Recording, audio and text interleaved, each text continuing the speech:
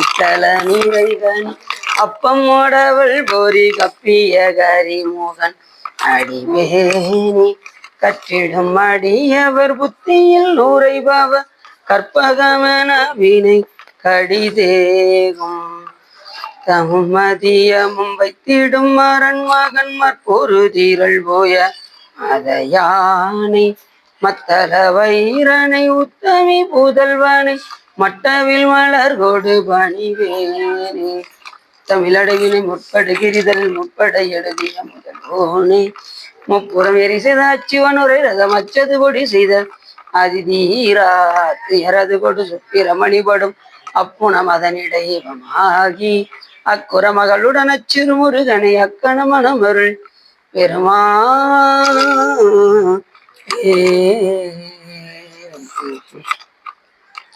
எந்தாயும் எனக்கருள் தந்தையும் நீ சிந்தாகுலமானவை ஈத்தனையாள் கந்தா கதிர்வேலவனே உமையாள் மைந்தா குமரா மறைநாயகனே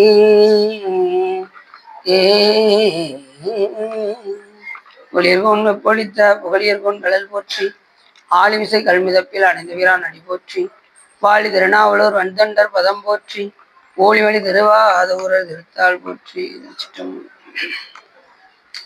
எல்லாம் வல்ல சிவகாமிபாளுடன் ஆகிய வல்ல வைத்தியநாத சுவாமியுடைய பெரும் கருணையினாலும் எல்லாம் வல்ல சிவகாமிபாளுடன் ஆகிய சகசிலிகேஸ்வர பெருமாளுடைய பெரும் கருணையினாலும் நாம் இன்று ஸ்ரீபுரம் என்னும் திருவாரூர் தியாகராஜ பெருமாளுடைய லீலையில் இன்று திருமாலுக்கு அருள் செய்த லீலை பற்றி சிந்திப்பதற்கு திருவருளும் குருவருளும் அடியாரலும் கொட்டியுள்ளோம். நான் எப்பொழுதும் ஒரு பாடலை சிந்தித்து விட்டு சொல்லுவோம். அதன் அடிப்படையில் என்று கங்கையோர் வார்சடை மேல் கறந்தான் கிளி மழலை கேடில் மங்கையோர் கூருடையான் மறையான் மழுவேந்தும் அம் கையினான் அடியே பரவி அவன் மேய ஆரூர்தம் கையினால் தொழுவாறு தடுமாற்று அறுப்பாரே என்று நீ அருமையாக பாடுகின்றார். அவர் ஞானம் வந்திருப்பார். இது என்ன சொல்ல வருகின்றார் என்று சொன்னால், கங்கையோர் வார் சடைமேல் கங்கைய சுவாமி ஜடையில் அணிந்திருக்கின்றார். பகிரதன் என்ற அரசன் தன் குலகுருவாக விளங்கக்கூடிய வசிஷ்ட முனிவரிடம் என்னுடைய முன்னோர்கள் எல்லாம் எப்படி இருக்கின்றார் என்று கேட்க, அவர் அப்படி ஞான நிஷ்டையில பார்த்தார். இப்போ உன்னுடைய பாட்டனார்கள் பூரா 60,000 பேரும் நரகத்துல இருக்காங்கப்பா அப்படின்னு. இப்ப நல்ல ஸ்டேஜ்ல இருந்தாங்கன்னு சொன்னா ரொம்ப சந்தோஷமா இருக்கும். நரகத்துல இருக்காங்கன்னு சொன்னா எப்படி இருக்கும்? அது ரொம்ப வருத்தம் அடைந்தான் பகிரது. உடனே என்ன செய்யலாம் இதுக்கு அப்படின்னு சொல்லி தன் குலகுருவிட்ட கேட்கும்போது, இது எப்படி நடந்தது முதல்ல அதை சொல்லுங்க அப்படின்னா, எப்படி 60,000 பேரும் நரகத்துக்கு சென்றார்கள் அப்படின்னு கேட்கவும், உடனே அவர் பார்த்தார். இப்போ உங்க பாட்னாருடைய அப்பா திலீப சக்கரவர்த்தி ஒரு பெரிய அஸ்வமேத யாகம் 100வது யாகம் செய்து கொண்டிருந்தார். 100 அஸ்வமேத யாகம் செஞ்சா அவங்க எதா போய் பிறப்பாங்க? இந்திரனாக போய் பிறப்பாங்க. இப்ப இந்த யாகத்தை செஞ்சா இந்திரனை போய் பிறக்க வேண்டிய சொல்ல திலீப சக்கரவர்த்திக்கு. இதை ஒளிந்திருந்து பார்த்தான் இந்திரன். அப்ப இந்த யாகம் நடைபெற்று முடிஞ்சிருச்சுன்னா நம்ம பதவிக்கு என்ன ஆயிரும்? பதவி காலியாயிரும். அப்ப இந்த யாகத்தை தடுக்க வேண்டும் என்று விரும்பினான்.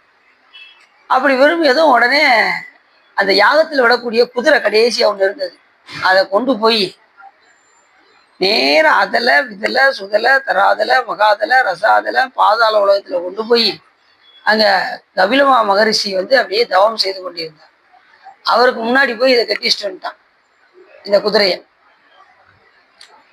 இப்ப திலீப சக்கரவர்த்தி பார்த்தாரு, என்னடா நம்ம யாகத்தில் விடக்கூடிய குதிரையை காணோம், எங்கன்னு போய் தேடிட்டு வாங்க அப்படின்னு சொல்லி தன்னுடைய பிள்ளையாக இருக்கக்கூடிய 60,000 பேரையும் போய் தேடி வர சொன்னான். அவங்க எல்லா உலகத்துக்கும் போனாங்க. எல்லா லோகத்துக்கும் போய் பார்த்தாங்க. எங்கேயுமே அந்த குதிரை இல்லை. எஞ்சி இருக்கிறது பாதாள உலகம் மட்டும்தான். மத்த எல்லா உலகம் பார்த்தாச்சு.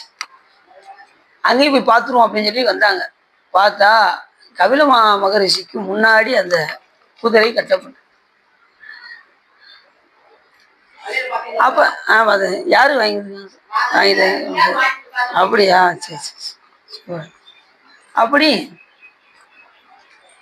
60,000 பேரும் தேடி போனார்கள். கடைசியா பாதாள உலகத்துக்கு சென்றார்கள். அங்க போய் பார்த்தா கபிலமா மகரிஷிக்கு முன்னாடி இந்த குதிரை கட்டப்பட்டிருந்தது. அப்போ இந்த கபிலமாமுனிவர் தான் இந்த குதிரையை எடுத்து வந்திருக்கிறார் என்று சொல்லி அத்தனை பேரும் அம்பை எய்தார்கள். அந்த 60,000 பிள்ளைகளும் அந்த கபிலமாமுனிவருக்கு மேல அப்படி அம்பை எய்தார். அப்ப நெற்றிக்கண்ணை திறந்தார் யாரு? கபிலமாமுனிவர். ஞானிகளுக்கெல்லாம் நெற்றிக்கண்ணு திறக்கும். இப்ப நமக்கு நெற்றிக்கண்ணு இருக்கு, அவன் நம்ம பயன்படுத்துறது இல்லை. தியானம் செஞ்சா நெற்றிக்கண்ணு திறக்கும். நம்ம அதுக்கு வேலையே கொடுக்காதனால சில பேர் அப்படி யூகத்திலே அறிவாங்க இது நடக்குது. இப்ப நம்ம ஐயெல்லாம் பார்த்தீங்கன்னா அப்படி சொல்லுவாங்க. அப்படிதானே சுவா? இல்லை அவங்க சொல்லுவாங்க இது நடக்க போகுது சுவா அப்படி கடைக்கு வருவாங்க. வந்து எனக்கு ஒரு அறிகுறி காட்டுது, அறிகுறி காட்டுதுன்னே சொல்லுவாங்க. ஏன்னா அது ஞானக்குன்னு கொஞ்சம் திறந்து இருக்கு அவங்க சொல்றாங்க. சரி, அப்போ அதிகம் தியானம் பண்றாங்கன்னு தெரியுது. சரி, அப்போ தியானம் அதிகமாக பண்ணா நமக்கு முன்னக்கூடிய விஷயங்கள்லாம் தெரியும். அப்படி அவரு ஞானக்கண்ணை அப்படி திறந்தாரு. அப்படி 60,000 பிள்ளைகளும் பஸ்பமானார். 60,000 பிள்ளைகளும் பஸ்பம்.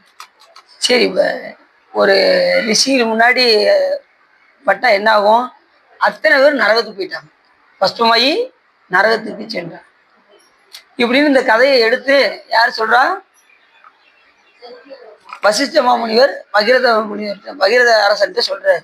இப்படிதான்ப்பா அவனுடைய பாட்னார்கள் பூரா எல்லாம் நரகத்துல இருக்காங்க அப்படிங்கிற செய்தி சொல்றது. இதுல இருந்து தப்பிக்க என்ன வழி, அவங்க நற்கதி அடையிறதுக்கு என்ன செய்யலாம் அப்படின்னு கேட்கும்போது, அப்ப அவர் சொன்னாரு, கங்கையை வர வைக்க வேண்டும். ஆகாய கங்கையை மண்ணுலகத்துக்கு வர செய்து அவர்கள் மேல் பட வேண்டும். அந்த 60,000 பிள்ளைகள் மேல பட்டதுன்னா அவங்க அத்தனை பேரும் என்ன பண்ணுவாங்க? சொர்க்கலோகத்தை அடைவார்கள் அப்படின்னதும் உடனே அதுக்காக நான் என்ன செய்யணும்? தவம் செய்ய அப்படின்னாரு. ஒரு 10,000 ஆண்டு தவம் செஞ்சாரு. எத்தனை ஆண்டு? 10,000 ஆண்டு தவம் செய்தார். உடனே கங்கை வந்து, மகனே உனக்கு என்ன வேண்டும் என்று கேள் அப்படின்னதும், என்னுடைய பார்ட்னர் 60,000 பேர் நரகத்தில் இருக்காங்க, அவங்க மேல வந்து நீங்க பாயணும் அப்படின்னதும், எப்பா நான் வர்றது பெரிய பிரச்சனை கிடையாது. என்ன சார்? ஆமா, 60,000 பிள்ளைகளும் இப்ப என்ன ஆனாங்க? 60,000 பேரும் நரகத்தில் இருக்கிறாங்கிற செய்தியை தெரிஞ்சதும் கங்கை நோக்கி தவம் செய்தார்கள். கங்கை வந்து 10,000 ஆண்டு தவம் செய்து கங்கை வந்து என்னன்னு கேட்க உடனே அவர் சொன்னாரு 60,000 மேல வந்து பாயணும் அப்படின்னதும் கங்கை சொன்னாங்க, இப்ப நான் வர்றது பிரச்சனை கிடையாது, நான் வர்ற வேகத்தை யாராலையும் தாங்க முடியாது அப்படின்னு. கங்கை என்னை தாங்கக்கூடிய ஒரே ஆளு சிவபெருமான் ஒருத்தர் தான், மற்ற யாரும் என்னுடைய வேகத்தை தாங்க முடியும் அப்படின்னதும் அடுத்த நிமிஷமே சிவபெருமானை நோக்கி நீ தவம் செய் அப்படின்னு கங்கை மறைந்தார்கள். உடனே சிவபெருமானை நோக்கி ஒரு 10,000 ஆண்டு தவம் செய்தான். 10,000 ஆண்டுல நொடி பொழுதுல போயிடும். தெரியுமா உங்களுக்கு? ஞானிகளுக்கெல்லாம் நொடி பொழுது போயிடும். ஏற்கனவே உங்ககிட்ட ஒன்று சொல்லியிருப்பேன். திருவொற்றியூர்ல ஒரு பையன் இருந்தான். அங்கே ஒருத்தர் ஒரு மகரிஷி, அவர் எப்பவுமே தியானம் பண்ணிக்கிட்டே இருப்பார். எப்போ பார்த்தாலும் அந்த பையனை வாடா காசிக்கு போவோம் அப்படின்னு கூப்பிடுவார். அந்த பையனை எப்போ பார்த்தாலும் காசிக்கு வா, காசிக்கு வரணும். எங்கள் அப்பா திட்டும், அங்கே போயிட்டு வர ரொம்ப நாள் ஆகும், நான் வரமாட்டேன் அப்படின்னு. திடீர்னு ஒரு நாள் அந்த பையன் வீட்டில் அவங்க அக்காவை பொண்ணு பார்க்க வந்தாங்க.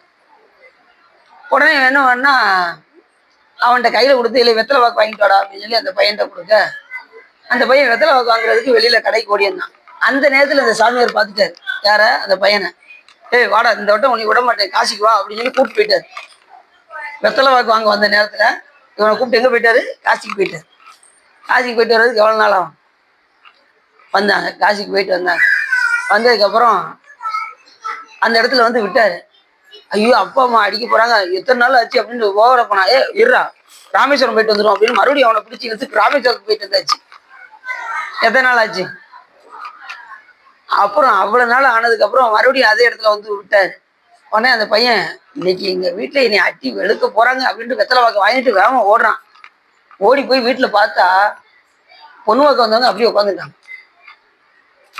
அந்த கன நேரத்துல எத்தனை இடத்துக்கு போயிட்டு பாருங்க. ஞானிகளுக்கெல்லாம் நொடி பொழுது போயிடும், நாள்கள் எல்லாம் நொடி பொழுது. வந்து பார்த்தா உடனே எல்லாம் அப்படியே உட்காந்துருக்காங்க. ஏடா இல்லாட்டி சீக்கிரம் வாடா வாடா அப்படின்னு வெத்தலை வாக்கு வாங்கி அந்த பொண்ணு பார்க்குற இடத்துல தட்டம் பார்த்துக்கிட்டாங்க. அப்போ ஞானிகளுக்கெல்லாம் நொடி பொழுது போயிடும். அது போலதான் இவங்களுக்கு 10,000 ஆண்டெல்லாம் சர்வ சாதாரணம். 10,000 கண்ணை மூடியத்துல ஆண்டு ஓடுறது தெரியாது. 10,000 ஆண்டு போனது. அதுக்கப்புறம் சிவபெருமான் வந்து, மகனே உனக்கு என்ன வேண்டும் என்று கேள்வி சொன்னதும் உடனே, பெருமானே என்னுடைய பாட்டனார்கள் அத்தனை பேரும் நரகத்துல இருக்காங்க, அவங்க மேல வந்து கங்கை பாய வேண்டும், அதுக்கு நீங்க அருள் செய்ய வேண்டும்னதும், கங்கை வர சொல்லுப்பா நான் பாத்துக்கிறேன் அப்படின்னு சாமி. அது வந்தது பாருங்க வேகம். அதுக்கப்புறம் ஒரு 10,000 ஆண்டு தவம் செஞ்சான். கங்கை வேகமா வந்தது. ஆத்த கங்கை அடக்கும் வாழ்போக்கி என்று சொல்வதற்கு இணங்க அந்த கங்கையை அடக்கி என்ன செஞ்சாரு, தன் தலைமையில் சூழினார். இது சுவாமியுடைய எல்லையில்லாத கருணையை குறிக்கும், எல்லையில்லாத ஆற்றலையும் குறிக்கும். கங்கை வார் சடைமேல் கறந்தான், அப்படிப்பட்ட அந்த கங்கையை கறந்தான். எது மேல? ஜடாமுடி மேல் கறந்தான். கிளி மழலை கேடில் மங்கையோர், அம்பாள் எப்படி இருப்பாங்கன்னா கிளி போல பேசுவாங்களாம். கிளி போன்ற மழலையுடைய எங்கள் உமையம்மையை ஒரு பாகத்தை உடையவராகவும் எங்கள் சிவபெருமான் விளங்குகின்றார். அப்பேற்பட்ட கருணைமா கடல். மங்கையோர் கூருடையான், ஒரு கூர. இப்பெல்லாம் பாத்தீங்கன்னா பெண்களுக்கு 50 விழுக்காடு இப்ப சொல்லிட்டு இருக்காங்க. அப்பயே சிவபெருமான் பண்ணிட்டாரு, 50 விழுக்காடு கொடுத்துட்டாரு. அப்பயே எப்ப எப்ப சாமி இருக்காரோ அப்பயே 50 விழுக்காடு பெண்களுக்கும். நிறைய பாருங்க, சுவாமி பெண்களுக்கு தான் அதிக முக்கியத்துவம் கொடுத்துருக்காரு. ஆண்களுக்கு கூட கம்மி தான், பெண்களுக்கு அதிக முக்கியத்துவம் கொடுத்துருக்காரு. தானுதல் செய்திரை காணிய மாலொடு தன் தாமரை யானும் நீனுதல் செய்தொழிய நிமிந்தான் எனது உள்ளம் கவர் கள்வன் வாழ்நுதல் செய் மகளிர் முதலாகிய வையத்தவர் ஏத்த பேணுதல் செய்விர மாபுரம் ஏவிய பெம்மானிவ நன்றே. வாழ்நுதல் செய் மகளிர் முதலாகிய வையத்தவர் ஏத்த. அப்ப மகளிர் தான் அதிகமா சொல்றாரு. ஆண்கள்லாம் மற்றும் பல லிஸ்ட் தான். ஒரு திரைப்படத்துக்கு போனா முக்கியமான பேரை போட்டுட்டு மற்றவங்க மற்றும் பலர் நடித்திருக்கிறார்கள் போடுவாங்கல்ல, அதே மாதிரி பெண்களை முக்கியமா போட்டுட்டு நம்மளாம் மற்றும் ஆண்கள்லாம் மற்றும் போட்டு. அப்ப சாமி எவ்வளவு முக்கியத்துவம் கொடுக்குறாரு பெண்களுக்கு. ஏன்னா அப்பேற்பட்ட கருணைமா கடல். ஒரு மங்கையை ஒரு கூறு உடைய பெருமான், மறையான், மறைகளை அருளி செய்த பெருமான், மழு ஏந்தி இருக்கக்கூடிய கையிலில் மழு ஏந்திய பெருமான். அது வேதங்களை குறிக்கக்கூடியது. மான் மழு, மானு 4 வேதங்களை குறிக்கிறது. மறையோன் மழு வேந்தும் அவன் கையினான் அடியே பரவி, அவனுடைய திருவடியே பரவி, அவன் மேய ஆரூரில் யாரு கையினால் திருத்தொண்டு செய்கின்றார்களோ, அவனை தொழுகின்றார்களோ அவர்களுக்கு தடுமாற்றம் அருந்துவிடும். தடுமாற்றமே வராதான். எங்க? ஆரூர் மேய பிரானை போய் நாம் வழிபாடு செய்தால் தடுமாற்றம் அறுப்பாரே அப்படிங்கிறார். உண்மையான பாட்டு. தடுமாற்றம் நமக்கு எப்போ வரும்? ஏதாவது ஒரு செயல் செய்யும்போது தடுமாற்றம் வருது அப்படின்னா, ஏதோ தவறான செயல் செஞ்சா நமக்கு என்ன வரும்? தடுமாற்றம் வரும்.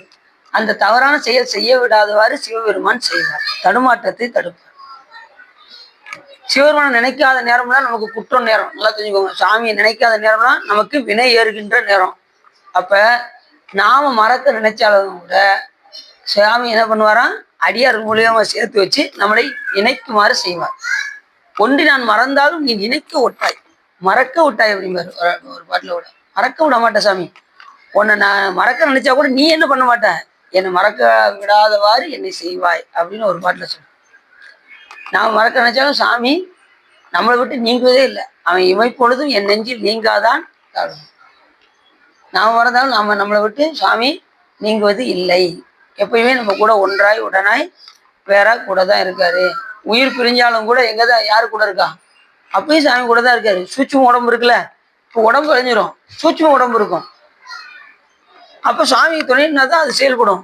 அப்ப அங்கிருந்து அடுத்த பிறகு நீங்க செய்யற வினைகள் முழுவதும் புத்தி தத்துவத்துல பதிஞ்சிடும். அதை வச்சுதான் உங்களுக்கு ஒவ்வொரு பிறப்பும். அந்த புத்தி தத்துவத்துல பதிஞ்சதுக்கு அப்புறம் தான் சாமியை வந்து அங்க ஸ்டோரேஜ் பண்ணி வச்சுருவாரு. அதுல இருந்து எடுத்துதான், ஓ இது ஒரு பட்டன் அமுக்கணும்னா சரவணன், ஓ இன்னென்ன வினையெல்லாம் செஞ்சிருக்கான் போடு, அடுத்து இந்த பிறகு கொஞ்சம் ஓவராகவே பண்ணிட்டான், உன விலங்கத்துக்கு போடு கொஞ்சம் பரவாயில்லாம செஞ்சிருக்கான், ஏதோ ஒரு நல்ல ஒரு குடியில போய் இந்த உயிரை பிறக்க வைப்போம் அப்படின்னு சாமி பிறக்க வைப்போம். அப்ப புண்ணிய மிகுதியின் காரணமாகத்தான் என்ன செய்ய முடியும்? மனித பிறவி கிடைக்கும். அப்ப இந்த மனித பிறவி கிடைச்சிருக்கு, அப்ப எப்படி பயன்படுத்தணும் சொல்லுங்கப்பா. புண்ணிய மிகுதி இருந்தாதான் என்ன பிறவி கிடைக்கும்? மனித பிறவிகள். அதுலயும் நம்ம பாண்டிய நாட்டுல பிறந்திருக்கோம், எவ்வளவு பெரிய சிறப்பு. பாண்டிய நாடு பழம்பதி நாடு, அதுலயும் புண்ணிய செய்த நாடு, சிவலோக நாடு அப்பாண்டி நாட்டை சிவலோகமாக்கி வைத்த அப்பார் சடையப்பன் ஆனந்தவார்களிலே ஒப்பாக ஒப்பிட்ட உள்ளத்தார் உள்ளிரு அப்பாலைக்கு அப்பாலாய் பாடுதலான அம்மானா என்று சொல்லியிருக்கிறாங்க. அப்படிப்பட்ட பாண்டிய நாட்டில் நம்மளை பிறக்க வைத்து வழிபாடு செய்ய வச்சிருக்காரு. சகசலிங்கேஸ்வரர் கோயில்ல சொற்பொழிவு கேட்க வச்சிருக்காரு, வழிபாடு பண்ண வைக்கிறாரு. இதெல்லாம் நினைந்து நினைந்து நாம பெருமானை வழிபாடு செய்ய வேண்டும். அப்படி அங்கையினான் அடியே பரவி ஆரூர் மேய, அவன் மேய ஆரூர்ல இருக்கக்கூடிய பெருமானை கையினால் தொழுது, அவனை கையால் தொழுதால் நம்மளுடைய தடுமாற்றம் நீங்கும் அப்படின்னு பாட்டு சொல்ல. தடுமாற்றம் நீங்கும், அல்லல் வராது, துன்பம் வராது. ஆனா என்ன செய்யணும்? கையால சொல்லணும். ஆரூர் பெருமான ஐயாரா ஆரூரா ஆரூரா தியாகேசா என்று அவனை காலையில சொல்லவே கூட நீங்க ஆரூரா தியாகேசான்னு சொல்றீங்க, ஐயாரவை சேர்க்க மாட்டேங்கிறீங்க அப்படின்னு சொல்லினேன். அழகா சேர்க்கலாம், ஐயாரவை அழகா சேர்க்கலாம். ஐயாரா ஆரூரா சொல்லலாம். நொந்தி இருமி வந்தந்தி ஐயாறு வாயாமுன் நெஞ்சமே ஐயாரை வாயால் அலைன்னு கூட ஐயடிகள் காடவர் சொல்ற. நொந்தி இருமி நுரை தேறி நுரையெல்லாம் வெளியில வந்துந்தி ஐயாறு பாயாமுன் நெஞ்சமே ஐயா, அதுக்குன்னே ஐயார வாயால் அழைத்து அந்த பெருமான வழிபாடு செய்து கூட ஐயடிகள் காடவர்கோன் சொல்றாரு. நொந்தி நுரை தேறி அதெல்லாம் வர்றதுக்கு முன்னாடி, இருமல் சளியெல்லாம் வர்றதுக்கு முன்னாடி, தும்மல் இருமல் தொடர்ந்த பொழுதினும் வெம்மை நரகம் விளைந்த பொழுதினும் இம்மையை வினையடத்து எழுதும் பொழுதினும் அம்மையினும் தன்னை அஞ்சலத்தை சொல்லிக்கிட்டே இருக்கணும். சொன்னா நமக்கு என்ன வராது? நொந்தி இருமி நுரை தேறி இதெல்லாம் வராது. இல்லைன்னா நுரை தேறிக்கிட்டே தான் இருக்கும். வயசாயிடுச்சுன்னா எல்லாம் வந்துடும். கருவடைந்து வத்துற்ற திங்கள் வயதிருந்து முற்றி பதிந்து, எப்படி வர்றாரு அறிஞர்? கருவடைந்து முற்றி பதிந்து வயது ஏறி, அப்போ ரொம்ப வயசானதுக்கு அப்புறம் மூக்குக்குள் சளி இலையோடு ஒரு பக்கம், நடக்க முடியாது, படுத்த படுக்கையா இருப்போம். அந்த நேரத்தில் ஒன்றும் செய்ய முடியாது. அப்ப அதுக்கு முன்னாடியே, இந்த உடம்பு தளர்வதற்கு முன்னாடியே பெருமானை போய் ஐயாரை வாயால் அலையினர். அதே போல ஆரூர் பெருமானை போய் கையால தொழுதுருனர். ஏன்னா அப்படிப்பட்ட பிறவி, இந்த பிறவி கையால் நல்லா கூப்பி தொழுறோம். கைகால் கூப்பி தொழில் கடி மாமலர் கூவி நின்று பைவாய் பாம்பரை ஆர்த்த பரவனை கைகால் கூப்பி தொழில். இப்போ பாம்பை பிறந்த இப்படி கையால் தூக்கி தொழ முடியுமா? பள்ளியை பிறந்த கூப்பி தொழ முடியுமா? அப்ப நல்ல பிறவி கிடைச்சிருக்கு. கையால கூப்பி தொழுவதற்கு, காலால் வள வருவதற்கு கிடைச்சிருக்கு. அதுல பாருங்க சிவா, காலு முட்டியெல்லாம் வலி, சுத்த முடியல, இப்படி ஓரமா உட்காந்துக்கிறேன், நீங்க போயிட்டு வாங்க அப்படி சொல்றவங்களும் உண்டு. ஆனா அப்ப இருக்கும்போது என்ன செய்யணும்? அந்த கால் தளர்வதுக்கு முன்னாடி நல்லா சுத்தி வந்துடணும் இறைவனை. கால் தளர்வதுக்கு முன்னாடி நல்ல பெருமான வழிபாடு பண்ணி வச்சிடணும். அந்த நேரத்துல சுவாமிக்கு தெரியும், உங்களால் நடக்க முடியாத சூழ்நிலை வரும்போது நீங்க உட்காந்து அப்படி வளம் வருவது போல பாவனை பண்ணணும். பண்ணுனா அந்த பலன் கிடைக்கும். எளிமையா வழிபாடு செய்யலாம். முடியாத பட்சத்துக்கு உட்கார்ந்து பெருமானை அப்படியே நினைச்சு 5 தடவை சுவாமி வளம் வர்ற மாதிரி நினைக்கும். எனக்கு அவசரத்துக்கு 3 தடவை தான் சுத்துற மாதிரி இருக்கு, மீதி 2 தடவை பாவனை பண்ணலாமான்னா பண்ணலாம். சாமி பாவனை பண்ணாலும் சாமி ஏத்துக்கு, அதை காட்டிலும் டபுள் மடங்கு புண்ணியம். நினைந்தா சுத்த முடியாத பட்சத்துல நீங்க நினைச்சாலே சுவாமி பலனை கொடுத்துரு.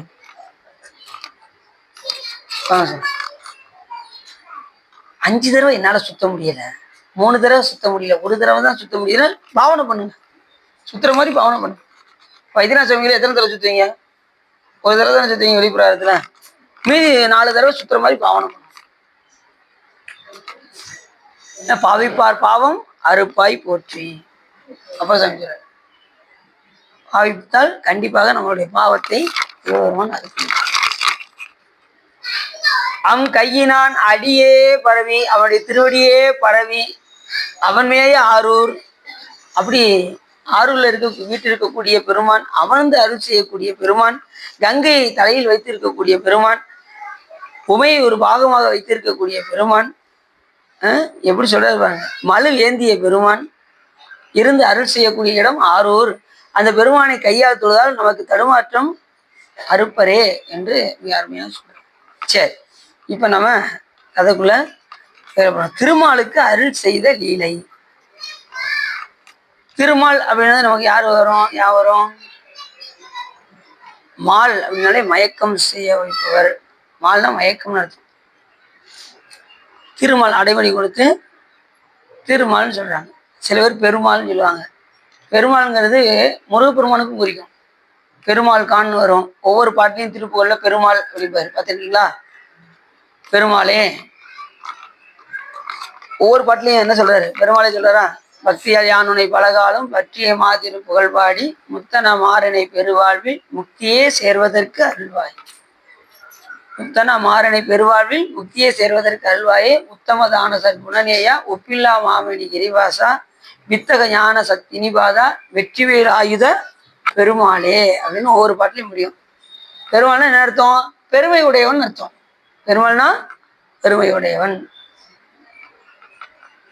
திருமால் என்ன செய்வாரு? திருமால் காத்தல் தொழில் செய்யக்கூடியவர்.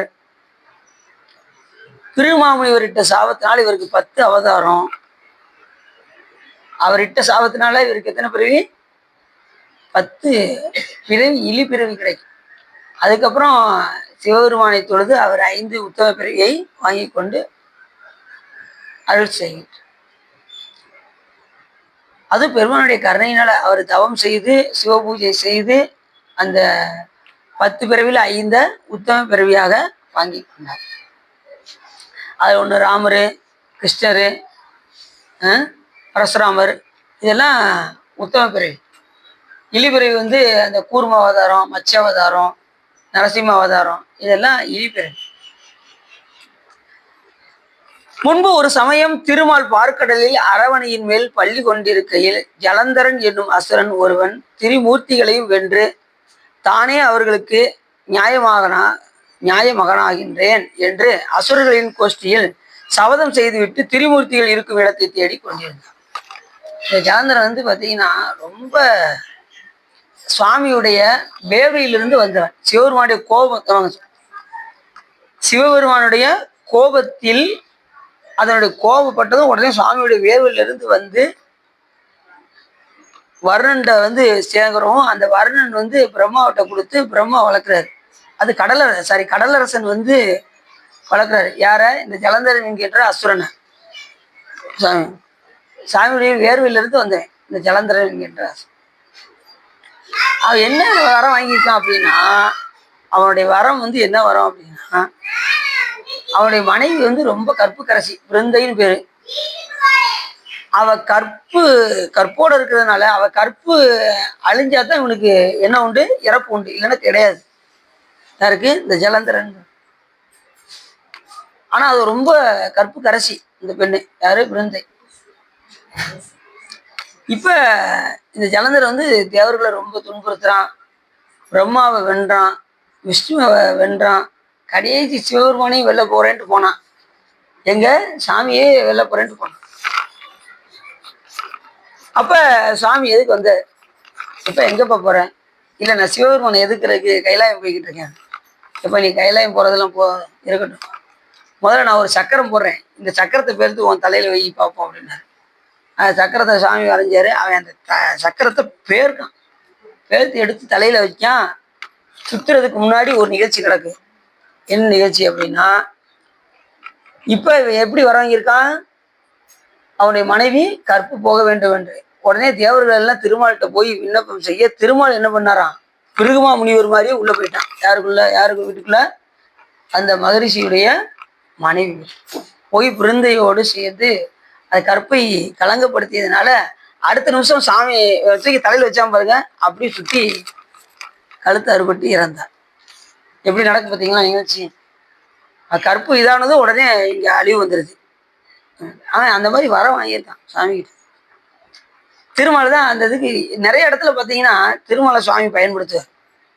அந்த முப்புறம் எரிக்கும் போது எண்ணில்லாத அசுரர்கள் சிவபூஜை செஞ்சுக்கிட்டு இருக்கும்போது தேவர்களை ரொம்ப துன்புறுத்ததுனால சாமி கொஞ்சம் வெயிட் பண்ணுங்கப்பா, பார்த்துக்கிடுவோம் அப்படிங்கிறார். இப்போ கொஞ்சம் வெயிட் பண்ணுங்க அப்படிங்கிறார். ஏன்னா அவங்க பூரா சிவபூஜை பண்ணிட்டு இருக்காங்க, இந்த நேரத்தில் அவங்கள அழிக்க முடியாது, கொஞ்ச நேரம் வெயிட் பண்ணுங்க அப்படிங்கிறாரு. அவங்க பொறுக்க முடியல, மறுபடியும் துன்பம் தாங்காம சாமிகிட்ட ஓடி வராங்க. எப்பவுமே பார்த்தீங்கன்னா தேவர்கள் ஒரு நிமிஷம் அவங்களால துன்பத்தை தாங்க முடியாது. ஏன்னா அந்த அளவுக்கு சுகபோகத்துல இருந்தவங்க தேவர்கள் எல்லாம். இப்ப நல்ல வசதி படைச்சவங்க ஒரு குடிசை வீட்டுல இருக்க முடியுமா அவங்களால? இருக்க முடியுமா சிவா? ஓ வெக்கையா இருக்கு, புழுக்கமா இருக்கு, வீட்டில் தான் ஃபேன் இருக்கும், நல்லா இருக்கும் அப்படிவாங்கள அப்படிவாங்கள. சரி, அதை விட காட்டிலும் பிளாட்ஃபார்ம்ல போயிருந்தா நல்ல வசதி உள்ளவங்க பிளாட்ஃபார்ம்ல இருக்க முடியுமா? யோசிச்சு பாருங்க. அப்படி அதான் மனிதனுக்கு எப்ப எந்த நேரத்துல எது வருதுன்னு சொல்ல முடியாது. இருக்கும்போதே பெருமான வழிபாடு பண்ணிக்கணும். உயர்ந்தவங்க தாழ்றதும் உண்டு, தாழ்ந்தவங்க உயர்வதும் உண்டு. எந்த நேரத்துல எதுவும் நடக்கும்.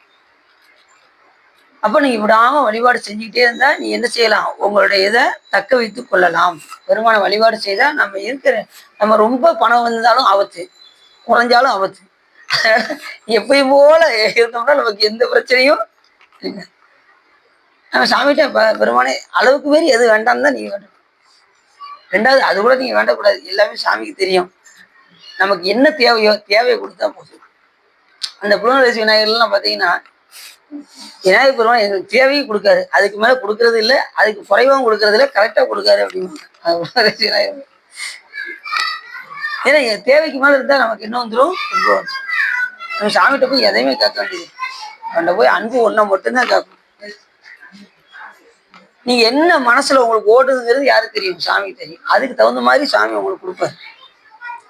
அதை மீறி கேட்கும் போது அவங்களுக்கு என்ன வந்துருது? துன்பம். அந்த சாமி ஒரு 10,000 கொடுத்தது நமக்கு என்ன வந்துருது தெரியுமா? இந்த 10,000 எப்படி 20,000 ஆக்கலாம் அப்படின்னு நினைப்போம். அங்கதான் துன்பம் வந்துடும். இது அவங்களுக்கு எப்பயும் போல இருந்துன்னா பிரச்சனை இருக்காது. அளவுக்கு மீறி ஆசைப்படும் போதுதான் நமக்கு துன்பம் நம்மளை நெருங்கி.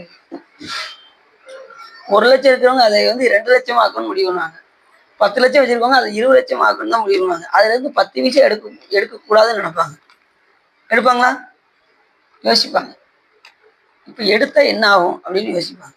அப்படிலாம் இல்லாம நாம சம்பாதித்த பணத்தை, அதுவும் அறம் பொருள் இன்பம், நாங்க புரியுது உங்களுக்கு? அறம் பொருள் இன்பம், அதுக்கப்புறம் தான் என்ன பேரு? வீடு பேர். அதுக்கப்புறம் தான் அறத்தின் வழி பொருளை சம்பாதிக்க வேண்டும். என்ன சொல்றாரு? அறத்தின் வழி பொருளை சம்பாதித்தால் நமக்கு என்ன கிடைக்கும்? இன்பம் கிடைக்கும். சொல்றது யாரு? வள்ளுவர். அறம் பொருள் இன்பம். வீடு பேரை பத்தி சொல்லணும்னு இல்லை, சொல்லியிருக்காரு. 36வது அதிகாரம் வீடு பேரை பற்றி தான் சொல்றாரு. மெய் உணர்தல்னு இருக்கும், பாத்தீங்கன்னா தெரியும். 2வது வீடு வெட்டுற பத்தி ஏன் சொல்லலை அப்படின்னா, இந்த 3 அறம்பொருள் இன்பம் சொன்னவர் வீடு வெட்ட உள்ள சொல்லியிருக்காரு. ஆனா நமக்கு உமாபதி சிவாச்சாரியார் திரு அருள் பயன்னு ஒரு 101 பாட்டு கொடுத்துருக்காரு. 100 பாடல்கள் இருக்கு. அந்த பாடல் முழுக்க முழுக்க வீடு பேர். உமாபதி சிவாச்சாரியாருடைய திருவருட்பயன் 100 பாடலுமே முக்தி பேர். எப்படி இறைவனை அடைவது அப்படிங்கிறத எதுல சொல்லியிருக்காரு? திரு அருள் பயன் சொல்லி. அப்ப சைவர்களுக்கு திருக்குறள் எத்தனை அப்படின்னா நீ என்ன சொல்லணும்? 1330ன்னு சொல்லக்கூடாது. 1000 அந்த 100 ஏத்துக்கோங்க, 1430ன்னு சொல்லணும். அது ஒரு 101 பாடல். இது ஒரு 1330. 1430 14 31 பயோரியா பல்படி யாவச்சுக்கோங்க. அவ்வளவுதான். நீங்க ஆசிரியர் அப்படிதான் சொல்லி கொடுத்தாங்க. அதனால ஒரு சொல்றேன், எப்பா இதை ஞாபகம் வச்சுக்கிறதுக்கு ஒண்ணு ஞாபகம் வச்சுக்கிறீங்களா? இதை சொன்னா நீங்க உடனே ஞாபகம் வச்சுக்கிறீங்க அப்படின்னாங்க. நான் ஆர்வம் பார்த்தேன், என்னதான் இருக்கும். நான் அடி நோட்ஸ் எடுக்கிறதுக்கு ரெடி எடுத்தேன். 14 31 பயோரியா பல்படி முன்னாடி கூட அது ரொம்ப ஃபேமஸா இருக்கு. இப்ப இருக்கா பாத்தீங்களா? அப்படியா? அப்ப நாம தான் விளக்கல போல தெரியுது. 14 31 பயோரியா பல்படி ஞாபகம் அதுதான் நமக்கு திருப்பு. சைவர்களுக்கு அது குரல் 1430. உலகத்தில் உள்ளவர்களுக்கு 1330 வரும். ஆளாளுக்கு பாத்தீங்கன்னா ஒவ்வொரு சமயத்திலையும் திருக்குறள் பார்த்து பொதுமறை நூல்கிறதுனால ஆளாளுக்கு விளக்கம் எழுதியிருக்காங்க. பாத்தீங்கன்னா ரொம்ப ஆச்சரியமா இருக்கு. இப்படிலாம் யோசிக்க தோணுமா அப்படிங்கிற மாதிரிலாம் இருக்கு. அதுல பாத்தீங்கன்னா தாமரை கண்ணான் உலகம்னா உள்ள வரும். இதுல திருக்குறள்ல தாமரை கண்ணான் உலகம் எது? விஷ்ணு உலகம். விஷ்ணு லோகத்தை சொல்றாரு, இந்திர லோகத்தை சொல்றாரு, எல்லா உலகம் வருது. அதுல கடைசி சிவலோகத்தையும் சொல்றாரு. அதுல 10 குறள்ல சிவபெருமானை பத்தி 10 குறளையும் சொல்லியிருக்காரு. தனக்கு உமை இல்லாதான் தாழ் சேர்ந்தார்கல்லால் மனக்கவலை மாற்றல் அரிது, கோளில் பொறியியல் குணமிலவே என் குணத்தான் தாளை வணங்கா தலை. இப்ப நீங்க மற்ற சமயத்துல இந்த என் குணத்தானுக்கு வேறு சொல்லுங்க, யாரும் சொல்ல முடியாது. இறைவனுக்கு 8 குணம் உண்டு, 8 குணம் உண்டு, இதையே வச்சுக்கிட்டு சொல்லுவாங்க. அது 8 குணம் என்னன்னா நம்ம கேட்கும். புரியுது உங்களுக்கு? அத இந்த இதுக்கெல்லாம் விளக்கம் சொல்றதுக்கு நம்ம வைஷ்ணவ சமயத்துல இருந்து பரிமேலழகர்னு ஒரு உரை, பரிமேலழகர் உரையை தான் நம்ம சைவர்களுக்கு ஏற்றுக்கொள்ளப்பட்டது. அதுல என்ன சொல்லியிருக்காரு அப்படின்னா, அந்த வைஷ்ணவர் பரிமேலழகர் இந்த 8 குணம் சைவ ஆகமத்தில் கூறப்பட்டது அப்படின்னு எழுதியிருக்காரு. எப்படி இருக்காரு விளக்கம்? அவர் வைஷ்ணவ ஆகமத்தில் கூறப்பட்டதுன்னு சொல்லியிருக்கலாம், ஆனா அப்படி சொல்லல. இது சைவ ஆகமத்தில் கூறப்பட்டது, சிவபெருமான் அருளி செய்யப்பட்டது அப்படின்னு அவரு விளக்கம் எழுதியிருக்காரு. அப்ப தன்வயத்தினாதல், இயற்கை உணர்வினாதல், இயல்பாகவே பாசங்களிலிருந்து நீங்குதல், தூய உடம்பினாதல், முற்றும் உணர்தல், பேராற்றல், பேரறிவு, வரம்பில் இன்பம் உடைவு என்கின்ற 8 குணம் யாருக்கு உண்டு? சிவபெருமான். அதனால என் குணத்தான் தாளை வணங்கா தலை, 8 குணமுடைய இறைவனாகிய சிவபெருமானை இந்த பிறவில வழிபாடு செய்யவில்லை என்றால் பிறந்தும் பயன் இல்லை. முருகப்பெருமானை சொல்லும் போது என் குண பஞ்சரணை அப்படிவாரு அருணைநாதர். முருகப்பெருமான் யாரு? சிவபெருமான். அதனால என் குண பஞ்சரணை, அந்த குணத்தை முருகப்பெருமானுக்கு சொல்லுவாங்க. எப்படி சிவபெருமானை சொல்றோமோ அத்தனையும் முருகருக்கு உண்டு. பிறப்பெறப்பட்டவர் சிவபெருமான்னா முருகப்பெருமானுக்கும் எப்படி சொல்லுவாரு? பெம்மான் முருகன் பிறவான் இரவான். வச்சிருக்கேன் என்ன சார் வண்டியில்? பெம்மான் முருகன் பிறவான் இரவான், சும்மா இரு சொல்லற என்றளவே அம்மா பொருள் ஒன்றும் அறிந்திலனேங்கிறார். அப்படி இந்த ஜலந்தரன் என்கின்ற அசுரன் ரொம்ப எதுல இருந்து வந்தவன்? நேர்வழியில இருந்து வந்தான். அவனை எப்படி சாமி அடிச்சாரு? அந்த சக்கரத்தை இப்படி பாத்தீங்கன்னா அந்த முப்புறம் எரிக்கும் போதும் தேவர்கள் சும்மாவே இருக்க மாட்டாங்க. அப்பப்ப திருமாலை சுவாமி பயன்படுத்தி கொள்வார். இந்த முப்புறம் எரிக்கும் போது இவங்க தாங்க முடியாம வந்தாங்களா மறுபடியும். சரின்னு இப்படி சாமி திருமாலை இப்படி பார்த்தாரு. உடனே திருமாலு புத்த வடிவம் கொண்டு எங்க சென்றார்? அந்த முப்புற கோட்டைக்கு சென்றார். 3 புறத்தில் உள்ள கோட்டைக்கு போய் சென்று, நீங்களே கடவுள், நீங்க எதுக்கு சிவபெருமான வழிபாடு பண்றீங்க? அத்தனை பேர் சிவ பூஜையை கைவிட்டாங்க. 3 பேர் மட்டும் விடாம சிவ பூஜை பண்ணாங்க. கமலாசன், தாருஹாசன், வித்யுன்மாலி என்கின்ற 3 அசுரர்கள் மட்டும் விடாம சிவ பூஜை பண்ணதுனால அந்த 3 அசுரர்களுக்கு மட்டும் சிவபெருமான் அருள் செய்தார். மற்ற அத்தனை பேரும் முப்புறமும் எரிந்தது. முப்புறம் தளர்த்த அந்நாளில் இடவமாக தாங்கினான் திருமால்கான் சொல்றான். அந்த நேரத்துல திருமால் பெருமானே என்ன தாங்கிக்குவான்னு. ஏன் அப்படின்னா அந்த முப்புறம் எரிக்கும் போது எல்லா தேவர்களும் ஒரு தேர் செஞ்சாங்க. ஆளாளுக்கு தேர்ல ஒவ்வொரு பாகத்தையும் ஒவ்வொரு ஆள் செஞ்சாங்க. சூரியன் சொன்னா அந்த தேருக்கு உச்சியில் உள்ள பாகம் நான் செஞ்சது அப்படின்னா. சந்திரன் சொன்னாரு அந்த அடிப்பாகத்தை நான் செஞ்சேன் அப்படின்னாரு. இந்திரன் சொன்னா அதுல சக்கரத்தை நான் செஞ்சேன். இப்படி ஆளாளுக்கு ஒவ்வொரு தேவரும் என்ன பண்ணாங்க?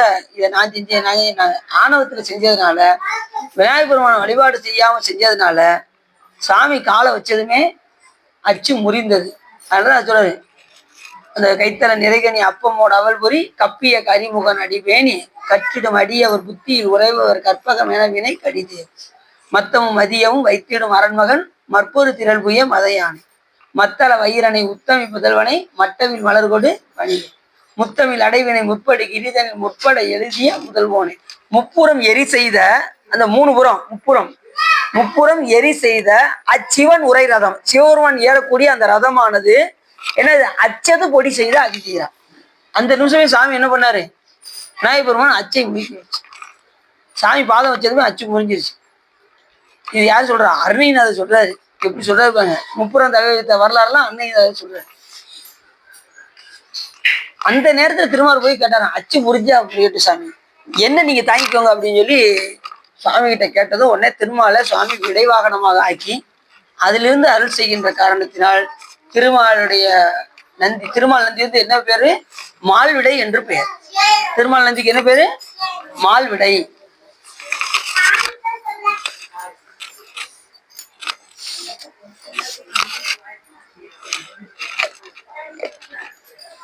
இது அங்க கொடுத்ததுதான். சரி, சூடு இருக்கா சார்? சூடு இருக்கா? அப்படியா? அப்ப எங்க சொல்றாங்க? முப்புறம் தள்ளெழுத்து அந்நாளில் இடவமாக தாங்கியான் திருமால்தான் சாலன் மாணிக்கவாச பெருமான் சொல்றாரு. இங்க நடந்த வரலாற அருணைநாதர் சொல்றாரு, மாணிக்கவாச பெருமான் சொல்றாரு. அப்ப நம்ம சைவம் எப்படி இருக்கு பாருங்க, ஒன்னோட இருக்கு. கொஞ்சம் கூட மாறுபடாம கிளீனா இருக்கு. அந்த நேரத்தை திருமால் வந்து கேட்டு கேட்பாங்க, சிவன் கோயிலில் நந்திகள் எத்தனை உள்ளன? ஏற்கனவே பல சொற்பொழிவுல சொல்லியிருக்கேன். யாராவது கரெக்டா சொல்லுங்க பாப்போம். 7.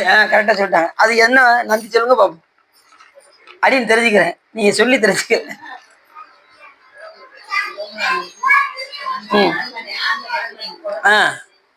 குடும்ப நந்தி வந்துச்சு, ஆன்ம நந்தி வந்துச்சு. அடுத்து அதிகாரந்தியா 3 வந்துருச்சு. அடுத்து இன்னும்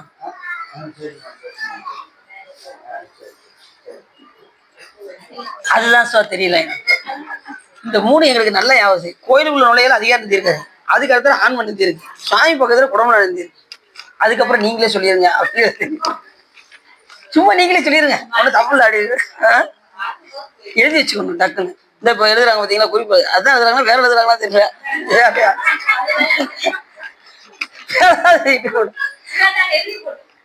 இதாவது பரவாயில்ல. ஒரு சொற்பொழிவு போயிருந்தேன், நான் எங்கன்னு சொல்ல மாட்டேன். சொற்பொழிவு கேட்டுட்டு என்ன தெரியுமா செஞ்சுருந்தாங்க, தில்லைவளந்தர் பாட்டை எழுதிட்டு இருக்காங்க. அப்படியா? இங்க தில்லைவளந்தர் பாட்டு ஓடிக்கிட்டு இருக்கு. இன்னும் நான் அடியில் ரொம்ப ஆர்வப்பட்டேன். பரவாயில்ல, சொல்றத ஒண்ணு விடாம எப்படி எழுதிக்கிட்டு இருக்காங்க. நான் கை தட்டேன். உங்களே பாராட்டாம இருக்க முடியலன்னு. என்ன சொல்றீங்க அப்படின்னு. சொல்றத ஒண்ணு விடாம எழுதிக்கிட்டே இருக்கீங்க அப்படின்னு. இல்ல சார், இது வந்து நான் சொப்படி முடிக்க நான் பெற சொல்றேன் அப்படின்னாங்க. நல்லவோட அங்கக்குள்ள சொல்லாம போறாரு அப்படின்னு சொல்றது கேட்டீங்கன்னா, கேட்டுக்கிட்டே தான் சார் எழுதுனேன் அப்படின்னு கடைசி சொன்னாங்க. இல்ல நீங்க சொன்னீங்க, நீங்க வேற 108 தடவை எழுத சொல்லியிருக்கீங்களா, அது சொற்பொழி கேட்கும்போது வீட்டுல போய் எழுதுங்க. சொற்பொழி கேட்டுட்டே எழுத முடியாது, மாறிடும். ஒரு பேர் மாறினாலும் நாயன்மாருடைய பேரே மாறிடும். நம்ம பாட்டு கேட்டுக்கிட்டே நம்ம எழுதணும்னு வச்சுக்கோங்க. நம்ம தில்லைவளந்தர் பாட்டை எதுக்காக எழுதிச்சீங்கன்னா, அப்படியே உங்களுக்கு மனப்பாடம் ஆகணும். 2வது, ஒவ்வொரு நாளும் நீங்க எழுதும் போது அந்த நாயன்மாரெல்லாம் நீங்க ஞாபகம் வச்சுக்கிடுவீங்க, அவங்களுக்கு துதி சொல்லிக்கிடுவீங்க. அதனால ஒவ்வொரு நாயன்மாரையும் சொல்லும் போது சாமியுடைய எல்லையில்லாத அருள் உங்களுக்கு கிடைக்கும். அப்படிங்கிறதுக்காக தான் 108 தடவை எழுத சொல்லி. இப்ப 50 தடவை கூட எழுத சொல்லலாம். ஆனா நாள் நிறைய கொடுத்துருக்கோம்ல, பேச பாருங்க. அடியும் எழுதுறேன், நான் அடியும் எழுதிட்டே தான் இருக்கேன். இன்னும் எழுதிக்கிட்டே இருப்போம். எப்படி முடிச்சிருவோம் அந்த நேரத்துல எல்லாம் நெருக்கி வந்துருவோம். எல்லாரும் ஆர்வத்துல எழுதிடுவாங்க. சொற்பொழி கட்டுலாம் எழுதக்கூடாது. இது வந்து கேட்குற விஷயத்த மட்டும்தான் என்ன செய்யணும் குறிப்புல. மற்றபடி இப்போ இந்த 7 வகை நந்தி சொன்னா உடனே டக்குனு குறிச்சு எழுதணும். இப்போ அடியில் எழுதுனதை வச்சுதான் உங்களுக்கு சொல்றேன். அடியுடைய ஆசிரியர் சொன்னதை அடியில் குறிப்பு எழுதி வச்சுதான் இப்போ உங்களுக்கு சொல்லிட்டு. முன்னாடி அடியில் வந்து சொற்பொழி கேட்கறதுல அவ்வளோ ஆர்வமா இருப்பேன். அப்படிலாம் கேட்டு அது மாதிரி ஒவ்வொரு சந்தேகம் வந்துக்கிட்டே இருக்கும். அடியலுக்கு ஒவ்வொரு ஆடையும் கேட்டுக்கிட்டே இருப்பேன். நம்ம வந்தாலே பயப்படுவாங்க, வந்துட்டாயா ஏதோ சந்தேகம் கேட்க போறாயா அப்படிம்பாங்க. அப்படிலாம் கேட்டதால நீங்க சாமி சொற்பொழிவு பண்ற அளவுக்கு சாமி வச்சிருக்கேன். கேள்வி ஞானம் நிறைய இருக்கணும், எல்லாருக்குமே இருக்கணும். ஸோ இது எதுக்கு வருது, எதனால வருது அப்படின்னு நீங்க கேட்கணும். கேள்வி ஞானம் இருந்தா இறைவனுடைய அருளை நம்ம எளிதாக.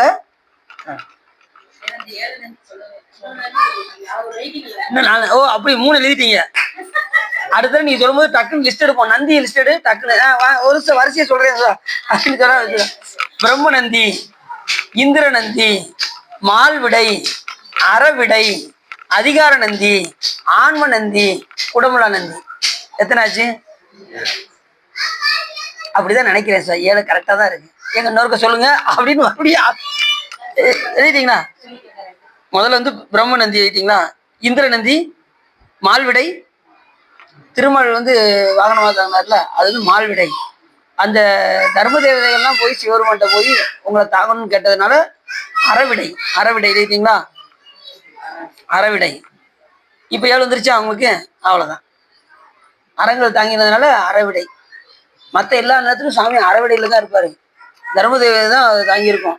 குறிப்பிட்ட காலத்துல தான் திருமால் நதியில இருந்து சுவாமி அருள் செய்வார். அந்த 30 எரிக்கும் போது அந்த நேரத்துல திருமால் நதியில இருந்து அருள் செஞ்சார். அதனால அது மால்விடை என்று பேர். ஒரு சிவன் கோயில்னா 7 நந்திகள் இருக்கணும். சில கோயில்ல 1 நந்தி இருக்கும், இல்லை 2 நந்தி இருக்கும், இல்லைன்னா 5 நந்தி இருக்கும். சில கோயில்ல 7 நந்தியுமே இருக்கும். அதை திருவிழா காலத்துல வந்து அதை கொண்டு வருவாங்க. இப்ப திருமாலை வச்சு ஒரு செயல் நடக்கணும், ஒரு ஒரு திருவிளையாடல் நடக்கு அப்படின்னா அந்த நேரத்துல மால்விடை எடுத்துக்கிடுவாங்க. அந்த நேரத்துல அறவிடை இருக்காது. அந்த நேரத்துல மால்விடை வச்சுதான் அந்த திருவிழாவை நடத்துவாங்க. சாமியுடைய திருவிழாவெல்லாம் பார்த்தீங்கன்னா எப்படி அப்படின்னா, சிவபெருமானுடைய பஞ்சகிருத்தியங்களை தான் திருவிழாவாக கொண்டாடுகின்றார். மறந்துடக்கூடாது. திருவிழா எப்படி இருந்தது? சிவபெருமானுடைய பஞ்சகிருத்தியங்கள், படைத்தல், காத்தல், அழித்தல், மறைத்தல், அருளை, அந்த தொழிலை தான் திருவிழாவாக கொண்டாடுகின்றார்கள். அப்படி கந்தரன் அசுரன் கோஷ்டியில் சபதம் செய்துவிட்டு திரிமூர்த்திகளை அழிக்க வேண்டும் என்று தேடிக்கொண்டிருந்தான். லோகாதிபதிகளாகிய அம்மூவரும் அசுரனுக்கு அஞ்ஞானத்தை உண்டு பண்ணி தாம் அருகில் இருந்த போதிலும் அவன் கண்ணுக்கு புலப்படாதவாறு செய்து விட்டார். இந்த தேவர்கள் என்ன பண்ணாங்க, அவன் நம்மளை நோக்கி வாரான் அப்படின்னு தெரிஞ்சதும் அவனை கண்ணுக்கு புலப்படாதவாறு இவங்களுடைய சக்தியை வச்சு செய்து பார்த்தார்கள் இந்த மும்மூர்த்திகளும். ஒரு நாள் மகாவிஷ்ணுவின் சக்கரத்துக்கு பராக்கிரமம் குறைந்து விட்டது. இப்ப அவனை அழிக்கலான்னு பார்த்தா சக்கரத்துல வயசு முடிஞ்சிருச்சு. அதை வச்சு எல்லாத்தையும் இது பண்ணிட்டாரு. அதனால அதனுடைய ஆயுசு குறைஞ்சிருச்சு. எதுக்கு? திருமால் வச்சிருக்கக்கூடிய பேட்டரி வீக் ஆயிடுச்சான். அவங்க கரெக்டா சொல்றாங்க, பேட்டரி சார்ஜ் குறைஞ்சிருச்சு. அப்ப சார்ஜ் ஏத்தணும். யார்கிட்ட ஏத்தணும்? சிவபெருமான் தான் ஏத்தணும். பராக்கிரமும் குறைந்து விட்டது. இவ்விதம் காரணம் இல்லாமல் திடீரென்று தன் சக்கராயத்துக்கு ஜுவாலையும் வீரியமும் அசுரை வெல்லும் சக்தியும் குறைந்து போனதை கண்ட ரமாபதிக்கு மிக்க துன்பம் உண்டாயிற்று. யாருக்கு? அந்த லட்சுமி தேவி. இதுவரை எல்லா அசுரனையும் அழித்து கொண்டும் சதவத மந்திரங்களினால் ஜபிக்க பெற்றதாயும் பகைவர்களின்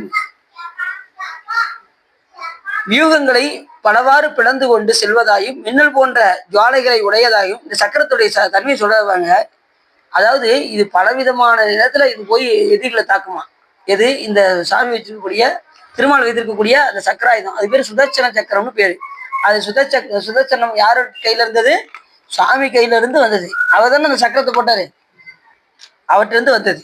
அது என்னென்னலாம் செய்யுமா?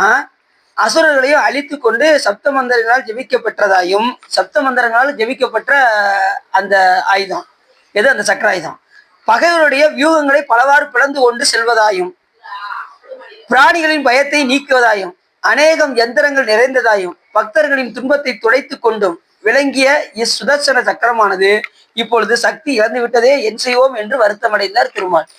புரிஞ்சுச்சா? இப்பதான் சார் கொஞ்சம் புரியுற மாதிரி தெரியுது.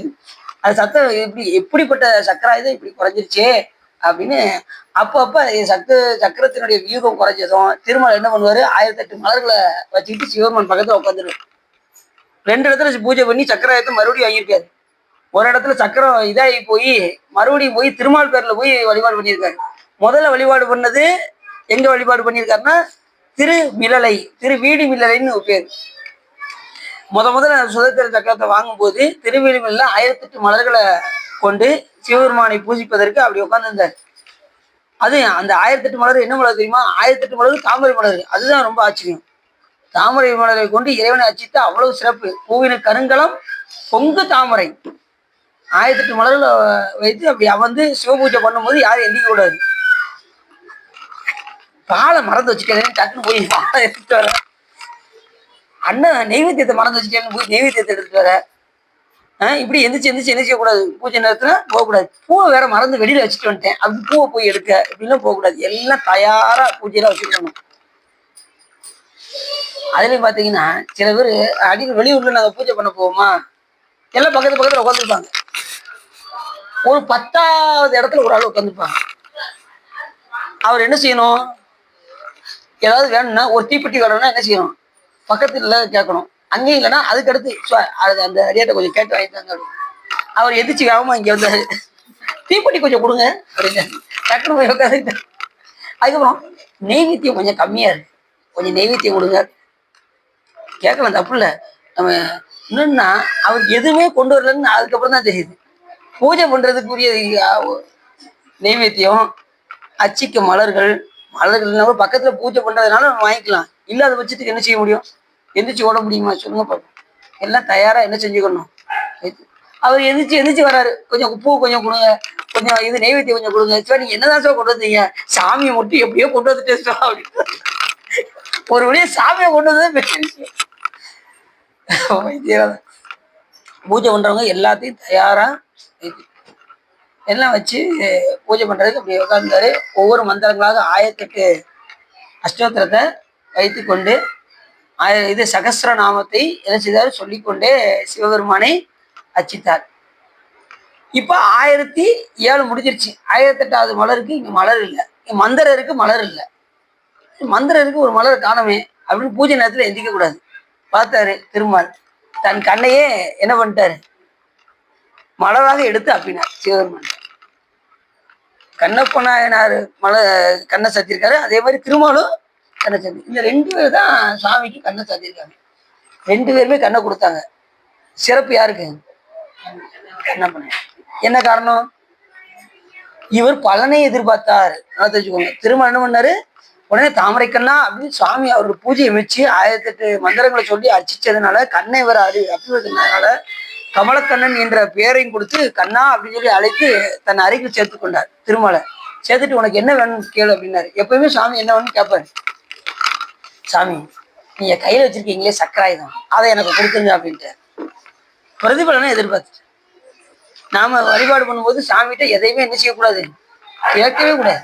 பிரதிபலனை எதிர்பார்த்து சாமிகிட்ட கேட்கணும். பிரதிபலன் இல்லாம தான் சாமிகிட்ட என்ன செய்யணும், வழிபாடு. பிரதிபலனை எதிர்பார்த்துட்டோம் அப்படின்னா அதுக்கு ஒரு பிறவி கட்டாயமாக ஒரு மறந்துடக்கூடாது. இப்போ ஒரு ஆண் குழந்தை கேட்கறீங்கன்னு வச்சுக்கோங்களேன், இந்த பிறவில உங்களுக்கு பிராப்தம் இல்லை, அப்ப என்ன செய்வாரு, அடுத்து ஒரு பிறவியை கொடுத்து ஒரு ஆண் குழந்தையை கொடுப்பாரு. இப்ப ஆண் குழந்தை பிறந்தவங்களுக்கு அதுதான் ஒரு இது. முற்பிறவிலே நீங்க கேட்டிருப்பீங்க, அப்ப கொடுக்காதனால சாமி என்ன செஞ்சிருக்காரு, இந்த பிறவில உங்களுக்கு கொடுத்துருக்காரு. ஆண் குழந்தைகள் நல்லா தெரிஞ்சுக்கணும். பெண் குழந்தைகள் சில பேர் பெண் குழந்தை விரும்புவாங்க, அவங்களுக்கு முற்பிறவில கேட்டிருப்பாங்க, அப்ப கொடுக்காம சாமி என்ன செய்வாரு, இந்த பிறவில கொடுத்துருப்பாரு. அப்பாடா இப்பதான் எங்களுக்கு கொஞ்சம் நிம்மதியா இருக்கு. நீ ஆண் குழந்தை மட்டுமோ நினைச்சிட்டேன் அப்படின்னு. பெண் குழந்தைக்கு அதுதான். சில பேர் பெண் குழந்தை விரும்புவாங்கல்ல. இப்ப ஒரு வீட்டுல ஒரு 4 ஆம்பளை பையங்க இருப்பாங்க, 5 ஆம்பளை பையங்க இருப்பாங்க. அவங்ககிட்ட போய் கேட்டோம்னா ஒரு பொம்பளை பிள்ளை இருந்தா ரொம்ப நல்லா இருக்குங்க அப்படிம்பாங்க. போய் பார்த்தீங்கன்னா தெரியும். அதே மாதிரி பொம்பளை குழந்தை வீட்டுல போய் கேட்டோம்னா ஒரு ஆம்பளை பையன் இருந்தா ரொம்ப நல்லா இருக்குங்க அப்படிம்பாங்க. அவங்க இப்படிதான் நடக்கும். ஆனா பெரும்பாலும் உலகத்தில் உள்ளவர்கள் விரும்புவது எது என்று கேட்டால் ஆண் குழந்தையை தான் விரும்புறாங்க. அதுலயும் பாத்தீங்கன்னா பெண் குழந்தை கூட தன் கணவர்கிட்ட சொல்லி தாய் தந்தையார நல்லபடியா பாத்துக்கிட்டே. ஆனா ஆண் குழந்தை விட்டுட்டு போயிடுறான். ஆம்பளை பையன் கூட விட்டு போயிடறான். பொம்பளை குழந்தை நல்ல தாய் தந்தையார பாத்துக்கிடும். தன் கணவர்கிட்ட சொல்லி எங்க தாய் தந்தையாரு எங்க போவாங்க, நம்ம கூட தான் இருப்பாங்க, இல்லைன்னா டைவர்ஸ் அப்படின்னு சொல்லி கணவனார டைவர்ஸ் பண்ணி தாய் தந்தையார பாத்துக்கிட்டு அப்படி பிள்ளைகளா இருக்காங்க. சென்னையில் நான் அடி நிறைய பேர் பாக்குறேன். அதனாலதான் சொல்றேன். பெண்கள் பொம்பளை பிள்ளையும் அவ்வளவு கண்ணியமா நடந்துக்கிறாங்க. தாய் தப்பனாரு அப்படி போட்டுறாங்க. அதனால பொம்பளை குழந்தை பிறந்தவங்களும் யாரும் வருத்தப்பட வேண்டாம். அவங்க கண்டிப்பா என்ன செய்வாங்க, உங்களை வைத்து பாதுகாப்பாங்க. அப்படி கமலக்கண்ணா என்று சுவாமி அழைத்தார். எத்தனை மலர் கொண்டு? 1008 மலர். இப்ப இவர் பிரதிபலன் எதிர்பார்த்தாரு. கண்ணப்பண்ண என்ன பண்ணாரு, அவர் அன்பை தவிர அவருக்கு வேற ஒண்ணுமே தெரியல. வந்ததுமே சாமி நீ சாப்பிட்டியா சாமி அப்படின்னாரு. சிவலிங்கத்தை பார்த்ததுமே சாமி ரொம்ப நாளா சாப்பிடாம நீ சாப்பிட்டியா சாமி, இந்த காட்டுக்குள்ள தனியா இருக்கே சாமி அப்படின்னா. எப்படி சொல்ல இருப்பாங்க. அந்த காட்டுக்குள்ள வந்ததுமே குடும்பத்தேவர் அப்படின்னு பேரை கட்டது நேரம் மேல போக ஆரம்பிச்சிட்டாரு. தனியா சுவாமி இருக்காரு. சாமி நீ சாப்பிட்டியா சாமி, நீ இப்படி தனியா இருக்கிய சாமி, இது புலி எல்லாம் இங்க வருமே சாமி, நீ எப்படி தனியா இருக்க. நம்மளை போலவே அவர் பார்க்காரு சாமி. எவ்வளவு அன்பு பாருங்க. சாமி ஒரு சாமி நான் போய் தண்ணி எல்லாம் எடுத்துட்டு வரேன் அப்படின்ட்டு போவாரான். கண்ணப்ப போவானா திரும்பி பார்ப்பான். வேற எதுவும் வந்துருமோ, புலிகளையும் வந்துருமோ, சாமி எதுவும் பண்ணிருமோ அப்படின்னு திரும்பி பார்ப்பாரான். மறுபடியும் போவாரான், திரும்பி பார்ப்பாரான். இது எது போலன்னா தன் மனைவிய கணவனார் வீட்டுல போய் விட்டுட்டு இவன் உடம்பு நல்லா பார்த்துக்கோமா, இவன் வேலை வேலைக்கு சாப்பிடுமா அப்படின்னு அது வரை சாமி அப்படியே போய் பார்த்துட்டே கீழே அடிவாரத்துக்கு போவாரான். பொன்முகலி ஆறுக்கு போய் தண்ணியை வாயில முகர்ந்து கொண்டு பூக்களெல்லாம் தலையில் சொருவி கொண்டு, ஏன்னா அதுக்கு முன்னாடி பூஜை செஞ்ச சிவகோசிரியாரு அப்படிதான் பூஜை பண்ணியிருக்காரு, மலர்கள்லாம் வச்சு பண்ணியிருக்காரு. அப்ப சாமிக்கு மலர் வைக்கணும் போல அப்படின்னு தெரிந்து கொண்டு மலர்கள்லாம் பறிச்சு தலையில சொருவிட்டு மேல கொண்டு வந்தாரு. எவ்வளவு அன்பு பாருங்க. ஒரு நாள் திடீர்னு கண்ணுல இருந்து அப்படியே ரத்தம் வர ஆரம்பிச்சு. அப்படியே பார்த்தாரு. என்னென்னமோ அந்த ஒவ்வொரு இலையும் பறிச்சு பறிச்சு தலை பார்க்குற, அதுக்கு மீறி ரத்தம் வந்துகிட்டே இருக்கு, பீரிட்டு வந்துகிட்டே இருக்கு. என்னமோ செஞ்சு பார்க்க, நான் என்னென்னமோ எவ்வளவோ இது சொன்னாங்களே, எதுவுமே எனக்கு மருந்து தெரியலையே அப்படின்னு அப்படியே அழுகுற. அடுத்த நிமிஷம் சின்ன பிள்ளைல அவங்க அம்மா சொன்னது ஞாபகத்துக்கு வருது. ஊனுக்கு ஊனே மருந்து, அப்ப இதுக்கு நம்ம உடம்புதான் மருந்து அப்படின்னு சொல்லி தன் கண்ணை அப்படியே தோண்டி அப்படியே சாமி கண்ணு தன் கண்ணையே அப்படிப்பட்ட கண்ணியமா கிடைச்சா.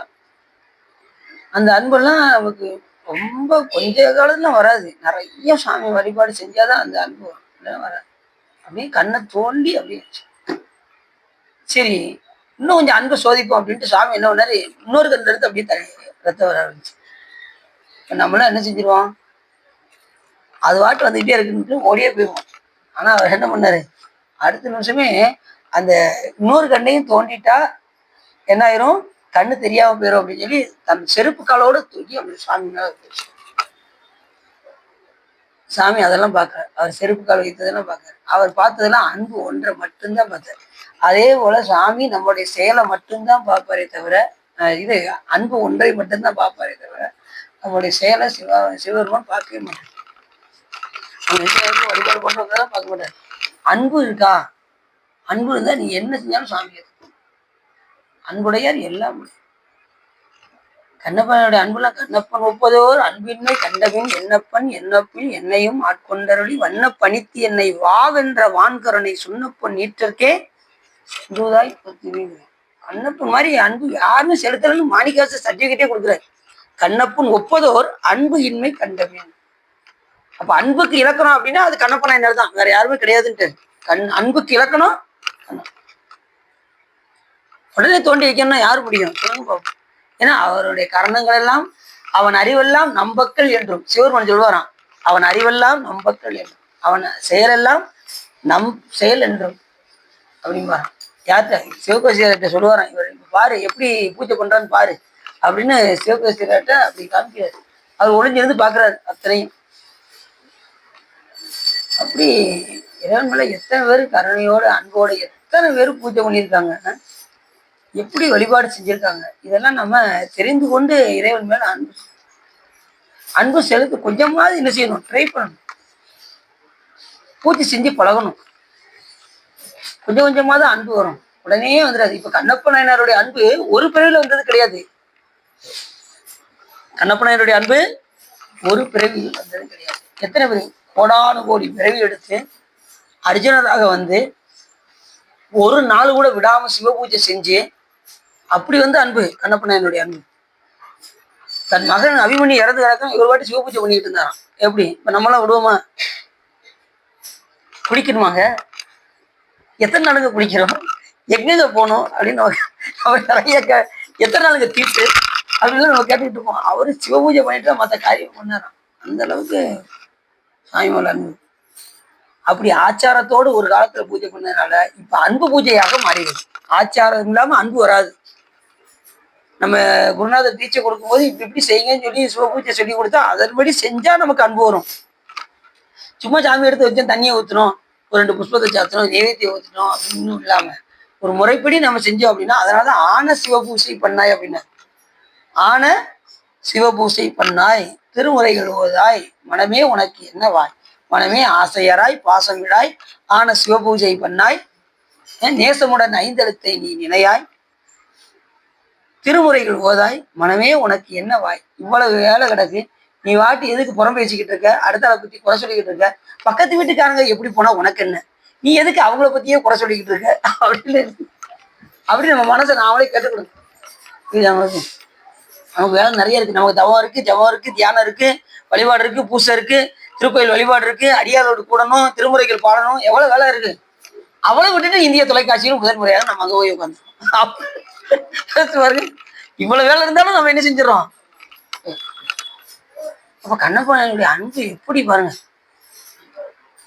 சாமி அடுத்த நிமிஷம் நெல்லு கண்ணப்ப நெல்லு 2வது கண்ணை இப்படி தோண்ட போனாரு. நெல்லு கண்ணப்ப நெல்லு கண்ணப்பன்னு 2 தடவை சொல்லி சாமி அப்படி கையை பிடிச்சிக்கிட்டாராம். உடனே கண்ணை தோண்ட விடலையா. அதே மாதிரி பாத்தீங்கன்னா திருக்குறிப்பு தன்னை கிளப்பி இருக்கீங்களா, துவைச்சு கொடுக்குறாருல அடியாருக்கு. அப்ப அடியாருடைய துணி வந்து இதாயிருது. உடனே சாமி வந்து என்ன பண்ணாரு, என் துணி தான் எனக்கு வேணும்னாருல, அடுத்த நிமிஷமே நீ வாழ்றது தகுதி இல்லை அப்படின்னு சொல்லி அப்படி வேகமா அப்படி போய் இந்த துவைக்கிற கல்ல போய் இப்படி முட்டை போனாரு. உள்ள இருந்து கையை மட்டும் இப்படி வெளியில வந்து அப்படி அவரு தலையை பிடிச்சி வச்சான். எப்படி பாருங்க. ஏன்னா சாமி எந்த இடத்துல எப்படி இருக்காரு, நீக்கமர நிறைந்து இருக்கின்ற காரணத்தினால் எங்கனாலும் சாமி நம்ம என்ன செஞ்சாரு தாங்க. இப்ப நாம என்ன நினைக்கிறோம்னா, இந்த உலகத்துல நம்ம வாழும்போது நம்ம தாய் தந்தையார் தான் நம்மளை தாங்குறாங்க, நம்ம பிள்ளைகள் தான் நம்மளை தாங்குறாங்க அப்படின்னு எது போல நினைப்போம் அப்படின்னா, இந்த ஊஞ்சல் கயிறுல ஊஞ்சல் நம்ம ஆடுவோம்ல, நம்மளை தாங்கிறது இந்த ஊஞ்சல் பலகை அப்படின்னு நினைப்போம். ரெண்டாவது என்ன நினைப்போம், அந்த ஊஞ்சல் கயிறு நம்மளை தாங்குதுன்னு நினைப்போம். நல்லா யோசிச்சு பாருங்க, எது நம்மளை தாங்குது? ஊஞ்சல் கயிறா நம்மளை தாங்குது? அந்த ஊஞ்சலா நம்மளை தாங்குது? அது அந்திருச்சுன்னு வச்சுக்கோங்க, எங்க போய் விழுவோம்? தரை தான் நம்மளை தாங்குது, மறந்துடக்கூடாது. அந்த தரை தான் யாரு? சாமி. நாம வாழ்ற வாழ்க்கையில நம்ம கூட இருக்கிறவங்க தான். எனக்கு மாமன் இருக்கான், மச்சான் இருக்கான், எனக்கு சொந்த பந்தங்கள் இருக்கு அப்படின்னு நம்ம நினைச்சுக்கிட்டு இருப்போம். நம்மளெல்லாம் தாங்குறது யாருன்னா இறைவன் என்பதை மறந்துடக்கூடாது. நமக்கு உற்றார் உறவினர் எல்லாருமே யாரு அப்படின்னா சிவபெருமான் தான் என்பதை நம்ம மறந்துடக்கூடாது. அதனாலதான் அப்பசாமி அழகா பண்ணாரு. அப்பண்ணி அம்மை நீ, ஐயனும் நீ, அன்புடைய மாமனும் மாமியும் நீ, ஒப்புடைய மாதரும் உன் பொருளும் நீ, ஒருகுலமும் சுற்றமும் ஒருவரும் நீ, துய்ப்பனமும் உய்ப்பனமும் தோற்றுவாய் நீ, துணையா என் நெஞ்ச துறப்பிப்பாய் நீ, இப்பொன்னி இம்மணி நீ, இம்முத்தும் நீ, இறைவன் நீ, எரூர்ந்த செல்வன் நீயே அப்படின்னு எப்படி சொல்றாரு பாருங்க. உறவு எப்படி சொல்றாரு பார்த்தீங்களா? இறைவன் தான் நமக்கு எல்லா உறவும். மாமா, அத்தை, தகப்பனாரு, தந்தை, தாய், எல்லா உறவும் யாருதான்? சாமி. அந்த உணர்வோட நாம இந்த உலகத்துல வாழணும். அதுக்காக சிவா சொற்பொழியில சொல்லியிருக்காரு, சித்தப்பா கொஞ்சம் தள்ளி இருங்க அப்படின்ட்டு வச்சுக்கோங்க, ஏட்ட வந்துருவாங்க. அது என்ன சொல்லி கொடுத்துருக்கீங்க நீங்க அப்படின்ற போறாங்க. அவங்களோட பாசம் இருக்கணும், பற்றுதல் இருக்கக்கூடாதுன்னு சொல்றேன். புரியுது அவங்களுக்கு? பாசம் இருக்கணும், பற்றுதல், ஒன்றுதல் வந்து சிவபெருமான். அவங்க செய்ய வேண்டிய கடமைகளை செய்யணும், பிள்ளைகளுக்கு வேண்டிய கடமைகளை செய்யணும், தாய் தகப்பனாருக்கு செய்ய வேண்டிய கடமையை செய்யணும். செஞ்சுக்கிட்டே இறைவனை வழிபாடு பண்ணணும். என் நிலையில் நின்றாலும் எக்கோலம் கொண்டாலும் மன்னியசீர் சங்கரந்தால் மறக்காம இருக்கணும். சங்கரந்தால் மறவாமை. புரிஞ்சு அவங்களுக்கு? சரி, புரிஞ்சிருக்கணும், புரிஞ்சிடும் அப்படின்னா சரி, ரைட். அப்படி இந்த சக்கரமானது சக்தி இழந்து விட்டதே என்று முன்பு ஒரு சமயம் தியாகராஜ பிரபுவானவர் நமக்கு உபதேசித்தபடி ஜம்பு வீபத்தில் உள்ள 23 சார சேத்திரங்களுக்குள் சார சேத்திரமாய் விளங்கும் 23 புண்ணிய சேத்திரங்கள்ல முக்கியமான புண்ணிய சேத்திரம் இந்த திருவாரூர். அந்த திருக்கோயிலுக்கு நாம் செல்வோம் என்று சங்கல்பம் செய்து கொண்டு திருவாரூர் நகருக்கு வந்து தியாகேச பெருமானை பணிந்து துதித்து அவரது முன்னிலையில் தம் சக்கராயத்தை வைத்து நின்றார். அந்த வயது குறைந்த அந்த சக்கராயுதம் என்ன ஆயிடுச்சு, பராக்கிரமம் குறைந்த அந்த சக்கரத்தோடு நேரம் எங்க வந்தாரு? தியாகராஜ பெருமான் முன்னாடி வந்தார். வந்து சுவாமிக்கு முன்னாடி வந்து நின்றார். சாமி என்ன பண்ணாரு? பணிந்து துதித்து முன் இருக்கையில் அப்போது தியாகேச பெருமான் தமது சூலாயுதத்தால் விளங்கும் சக்தி போலவே திருமாலுடைய சக்கராயுதத்திலும் சௌரிய பராக்கிரமங்களை உண்டாக்க கடவனவென்று அருள் புரிந்தார். எப்படி இந்த சூலாயுதத்துக்கு இருக்கோ அதே போல ஆற்றல் இந்த சக்கராயுதத்துக்கும் உண்டு என்று சிவபெருமான் பணித்து அவருக்கு மறுபடியும் என்ன பண்ணாராம்? அந்த சக்கராயுதத்துக்கு உருவேற்றினார். பல இடம் இப்ப முதல்ல வந்து எங்க வழிபாடு பண்ணாரு? திருமாலு திருவீழிமில்ல வழிபாடு பண்ணாரு. சிவபெருமான் வந்து என்ன வேணும்னு கேட்டதும் சக்கராயத்தை கொடுத்தாரு. அதுக்கப்புறம் அவர் அந்த போர்ல வந்து அதை அழிச்சு அதோடைய இது குறைஞ்சதுக்கு அப்புறம் மறுபடியும் வந்து திருமால் பேருங்கிற இடத்துல வந்து பூஜை பண்ணி மறுபடியும் இருக்க அதை புதுப்பித்தார் சக்கராயத்தை. அதுக்கப்புறம் மழுவு குறைந்து இப்ப எங்க வந்திருக்காரு? திருவாரூர்ல வந்து மறுபடியும் அந்த சக்கராயத்துக்கு முடிவேற்று. பல இடங்கள்ல திருமால் வந்து பூஜை பண்ணிட்டே தான் இருக்காரு. அது ஒரு திருமால் கிடையாது, நல்லா தெரிஞ்சுக்கோங்க. திருமால் எத்தனை பேர் இருக்காங்க? எண்ணில்லாத பேர் இருக்காங்க. 100 கோடி பிரம்மர்கள் நொந்தினர் எண்ணில் 6 கோடி நாராயணன் அங்கனே எண்ணில் ஏறுகங்கை வாழ் எண்ணில் இந்திர ஈறு இணையில்லாதவன் ஈசன் ஒருவனை. மற்றவனுக்குலாம் ஒவ்வொரு பிரம்மாவும் விஷ்ணுவும் பார்த்தீங்கன்னா, இப்போ ஒரு பிரம்மாவுக்கு 434 கோடி வருஷம் அறநாடு. அப்போ ஒரு நாள் எவ்வளோ ஆச்சு? 860 சிச்சாரு தான். அப்போ ஒரு நாள் அவருக்கு ஒரு 100 வயசு வந்ததுக்கு அப்புறம் திருமாலுக்கு அப்பதான் ஒரு நாள் ஆகும். இவருக்கு 100 வயசு ஆனதும் திருமாலுக்கு ஒரு நாள் ஆகும். அவருக்கு 100 வயசு ஆனதும் 2 பேரும் என்ன பண்ணுவாங்க? மறுபடியும் பூமிக்கு வந்து சிவபூஜை பண்ணி அதுக்கப்புறம் தான் மேன்மை அடைவாங்க. அப்படி எண்ணில்லாத பேர் இருக்காங்களாம். எண்ண முடியாத பேர் இருக்கிறதுனால ஒரு மதிப்பா 100 கோடி பிரம்மர்கள் நொந்தினர் எண்ணில் 6 கோடி நாராயணன் அங்கனே எண்ணில் ஏறுகங்கை மணல் எண்ணில் இந்திரர். எண்ண முடியாதவங்களுக்கு எண்ணில் இந்திரர்ட்டாரு. எண்ணில்லாத பேர் இருக்காங்க இந்திரர்கள். அந்த 100 அஸ்வமேதையாக நேரம் எங்க போய் பிறப்பாங்க? இந்திரனை போய் பிறப்பாங்க. இப்படி எண்ணில்லாத பேர் அஸ்வமேதையாகும் 100 செஞ்சு எங்க போயிருக்காங்க, இந்திரனா போய் எண்ணில்லாத இந்திரர்கள் இருக்காங்க. அங்க போய் என்ன செய்யறாங்க, அங்க போய் பிறந்து சொர்க்கத்தை அனுபவித்து மறுபடியும் எங்க வந்துருவாங்க, உலகத்துக்கு வந்துருவாங்க. இப்படிதான் போய்கிட்டே இருக்கும். அப்ப இரு இணை இல்லாதவன் பிறப்பு இறப்பட்டவர் யாரு, ஈசன் ஒருவர் மட்டுமே. மற்றவனுக்குள்ள பிறப்பு இறப்பு வந்துகிட்டே இருக்கும், சாமிக்கு மட்டும் கிடையவே கிடையாது. அப்படி மகாவிஷ்ணு பானவர் அந்த கணத்திலேயே சுதர்சனத்தின் அரங்கில் சுடர் வீசியது முன்பு இருந்த ஒளியை காட்டிலும் 1000 மடங்கு அதிகமாக பராக்கிரமம் உண்டாயிடுச்சு அந்த சக்கரத்துக்கு. ஏன்னா சிவபெருமான்ல அருள் கொடுத்துருக்காரு. அப்ப எண்ணில்லாத ஆற்றல் அந்த சக்கராயத்துக்கு அவருக்கு வந்தது.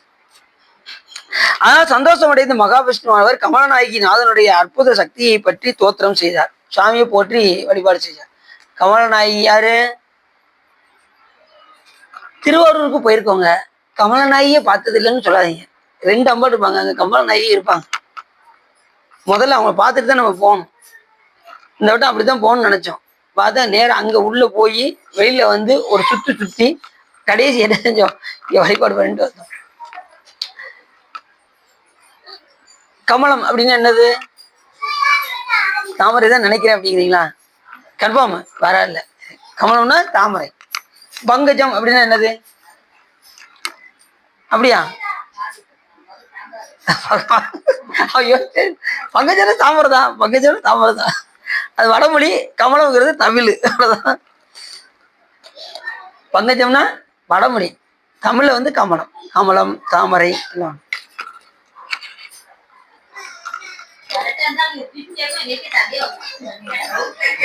நீ சாங்க சொல்லணும், பங்கஜம்னா தாமரை தாங்க, என்ன நீங்க அப்படின்னு. கமலம்னாலும் தாமரை தான், இது ஒரு பெரிய விஷயமா. அப்ப இதுக்கு இன்னொரு பேர் எதுக்கு போல தெரியுது அப்படின்னு அவங்க யோசிப்பாங்க. பங்கஜனா தாமரை. அப்படி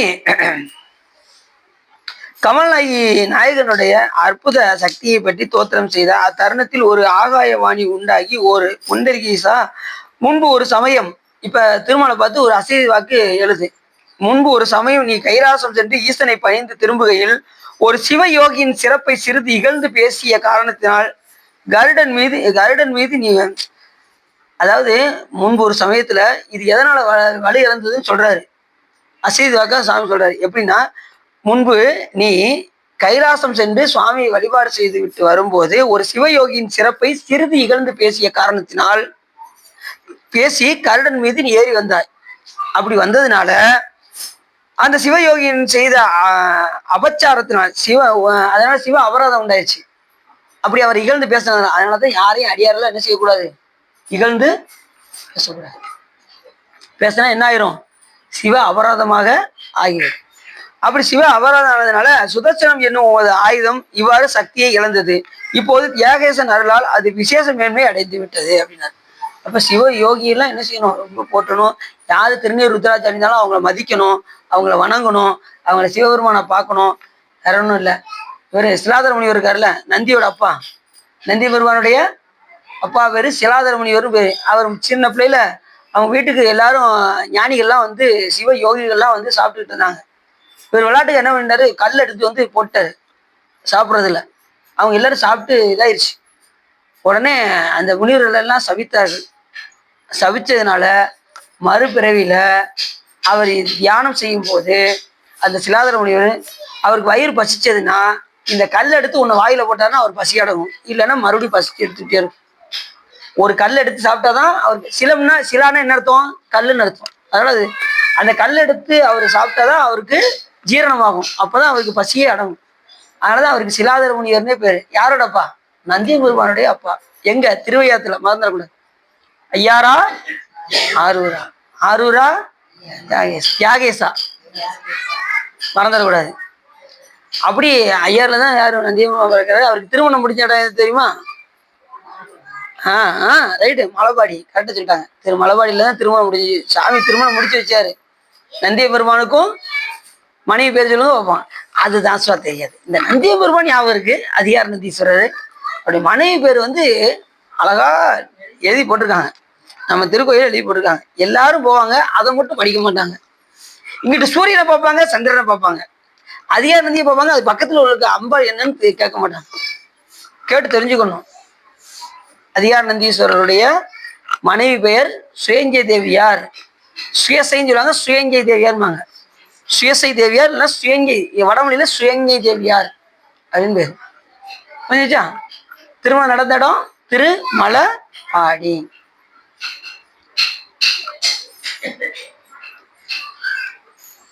அப்படி நந்திகுருவன் வந்து நிறைய அற்புதம்லாம் பண்ணியிருக்காரு. அவர் தான் நமக்கு முதல் குருநாதர். அந்தியார் நந்தி தான் முதல் குருநாதர்.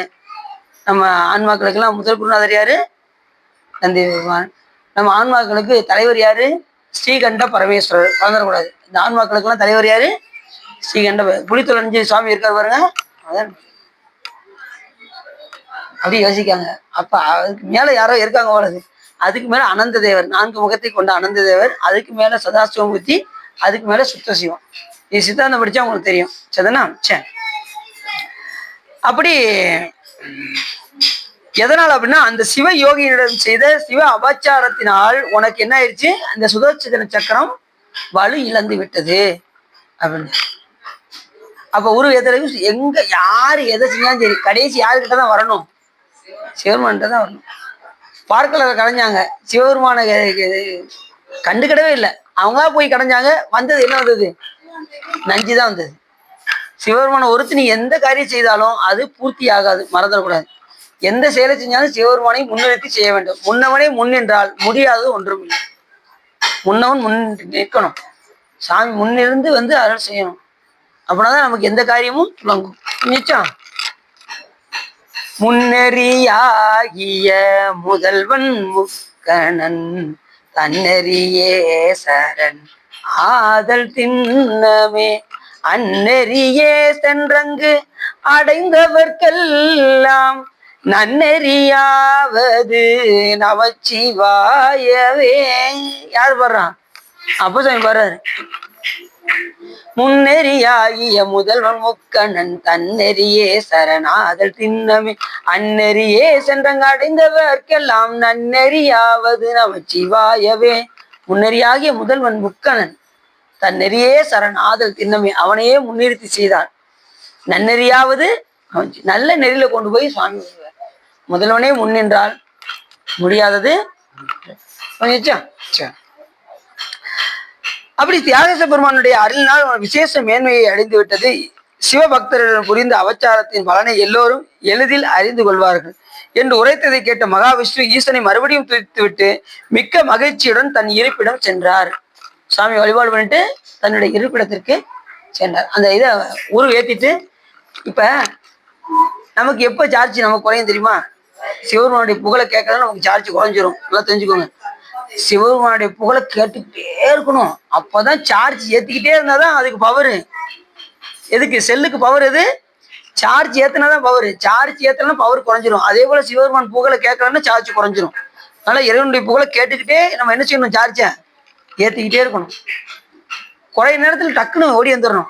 ஆகா, நான் உலகத்துல ரொம்ப போயிட்டேன். ஒருத்தர் வந்து, சாமி சிவா நான் ரொம்ப உலகத்துல ரொம்ப போயிட்டேன், நீங்க சொற்பொழிவு ஃபுல்லா கேட்கணும் வந்திருக்கேன் அப்படின்னாரு.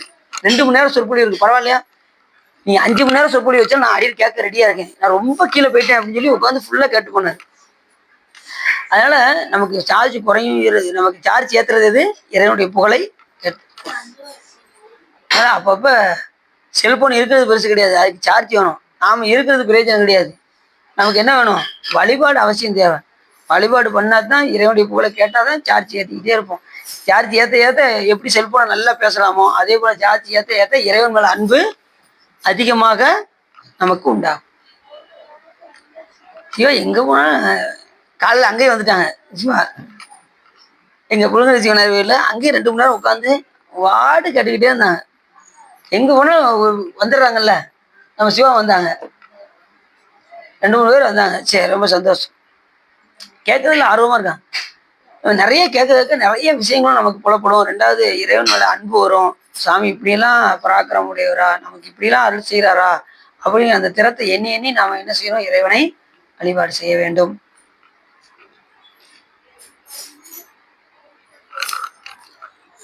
இந்த லீலையை கேட்பதனால் நல்லா தெரிஞ்சுக்கோங்க, இந்த லீலை யாரு கேட்டாங்களோ அதையும் சொல்றாரு, பலனை சொல்றாரு. இந்த லீலையை யாரு கேட்கிறாங்களோ அவங்களுக்கு சகல மந்திர சித்திகளும் செல்வமும் உண்டாகும், இதில் ஐயம் வேண்டாம் அப்படின்னு. இந்த இந்த திருமாலுடைய திருமாலுக்கு அருள் செய்த லீலையை யார் கேட்கிறாங்களோ அவங்களுக்கு சகல சித்தியும் உண்டாகும். எல்லாம் செல்வம்லாம் வந்து பெருகும், செல்வமும் பெருகும் என்பதை நீங்க என்ன செய்ய வேண்டாம், ஐயப்பட வேண்டாம். ஐயம் இல்லாமல் உங்களுக்கு வரும் அப்படிங்கிற. கண்டிப்பாக நாம சாமிகிட்ட எதையும் கேட்க வேண்டாம். நம்ம மாட்டி இறைவன் வழிபாடு செஞ்சு அதுவா தானா வரும். நீங்க கவலையப்பட வேண்டாம். சரிதானா? சகல செல்வ யோகமிக்க பெருவாழ்வு தகைவு சிவ ஞான முக்தி வரகதியும் நீ கொடுத்து உதவி புரிய வேணுனைத்த வடிவேலாம். உங்களுக்கு போக வேணும்னா போகும், யோகம் வேணும்னா யோகம். உங்களுக்கு யோகம் வேணுமா போக வேணுமா? நாங்கள் வாழ்ற வாழ்க்கையில எங்களுக்கு ரெண்டுமே வேணுங்க அப்படின்னா சாமி ரெண்டுமே கொடுப்பார், ரெண்டுத்தும் தருவார். இப்ப தருணமித யாமிகித்த கனமதுரும் நீல் சவிக்க சகல செல்வ யோகமிக்க பெருவாழ்வு அது வேணுமா? அது தருவார். அதே தகைமை சிவன் ஞான முக்தி பரகதியும் நீ கொடுத்து உதவி உரிய வேணும் நினைத்த வடிவேலா. முக்தி வேணுமா? அதுவும் கிடைக்கும். ரெண்டுமே சாமி தந்துருவான். அதுக்கு மந்திரங்கள்லாம் நிறைய இருக்கு. இந்த நமச்சிவாய மந்திரத்தை சொன்னா என்னங்க, சிவாய நம சொன்னா என்னங்க, சிவாய சிவா சொன்னா என்னங்க, ஓம் சிவாய நமன்னு சொன்னா என்னங்க, ஓம் சிவாய ஓம் கௌம் சிவாய நமன்னு சொன்னா என்னங்க, இப்படி நிறைய போய்கிட்டே இருக்கும். மந்திரங்கள்ல நிறைய இருக்கு பஞ்சாட்சரத்துல. நமக்கு குருநாதர் என்ன சொல்றாரோ அதை மட்டும் நம்ம என்ன செய்யணும், சொல்லிக்கொண்டே இருக்கிறார். சொன்னா நம்ம குருநாதர் சொன்னபடி நடந்தா நமக்கு எல்லா சித்திகளும் சரி இப்படின்னு சொல்லி இந்த கதை முடியுது. திருமாலுக்கு அருள் செய்த லீலை நல்ல கதை தானே. இப்போ இதுல முக்கியமான பாயிண்ட் என்ன தெரிஞ்சுக்கிட்டீங்க, சிவ யோகிகளுக்கு எதுவும் நாம் என்ன செய்யக்கூடாது, நினைக்கக்கூடாது. யாரையும் இகழ்வாக பேசக்கூடாது. அடியார்களை என்ன செய்யக்கூடாது, இகழ்வாக பேசக்கூடாதுன்னு இந்த கதையில நம்ம தெரிஞ்சுக்கிறோம். ரெண்டாவது, சார்ஜ் குறைய குறைய நம்ம என்ன செஞ்சணும், பவரை ஏற்றிக்கிட்டே இருக்கணும். சொற்பொழிவை விடாம கேட்டுக்கிட்டே இருக்கணும். அப்புறம் தான் சார்ஜ் அது நமக்கு இதுல வந்து புரியுதா. அது மழு குறைஞ்சது காரணம் என்ன காரணம், சக்கராயத்துல இந்த சிவயோகிய இகழ்ந்த காரணம். அதுபோல நமக்கு சார்ஜ் சாமி புகழை கேட்காம விட்டோம்னா நமக்கு என்ன ஆயிரும், சார்ஜ் கொஞ்சம். அன்னைக்கு குளித்துல ராமி இங்க சொன்னாங்க நம்ம அங்க போகும்போது, இப்போ சிவத்தை பத்தி கேட்கறது சாதாரண விஷயம் கிடையாது, கேட்க கேட்க சார்ஜ் ஏத்துறது போல அப்படின்னு சொன்னாரா. அதே போல நாம என்ன செய்யணும், விடாம வழிபாடு பண்ணிக்கிட்டே இருக்கணும். அடியார்களோடு இணங்கி கொண்டே இருக்க வேண்டும். திருமுறைகள் பாடிக்கொண்டே இருக்க வேண்டும். சிவபூஜை செய்து கொண்டே இருக்க வேண்டும். திருமுறைகள் பாடிக்கொண்டே இருக்க வேண்டும். அடியார்களோடு கூடிக்கொண்டே இருக்க வேண்டும். திருக்கோயிலுக்கு வந்து கொண்டே இருக்க வேண்டும். புரியுதா உங்களுக்கு? இதை தொடர்ந்து செய்து கொண்டே இருக்க வேண்டும். ஏன்னா தொடர்ந்து செய்து கொண்டே இருக்க வேண்டும் என்று சொல்லி இதுக்காக உள்ளம் நிறைத்து வகை சேர்ந்து இந்த புராணத்தை நீங்க கேட்டேன்னா உங்களுடைய வல்வினை கரைந்து திருவருள் உரையும் என்று சொல்லி திருப்புல்வாடி அடியன் உரையை நிறைவு செய்கின்றேன். திருச்சிட்டோம். இதை குடிக்கவே இல்லையா?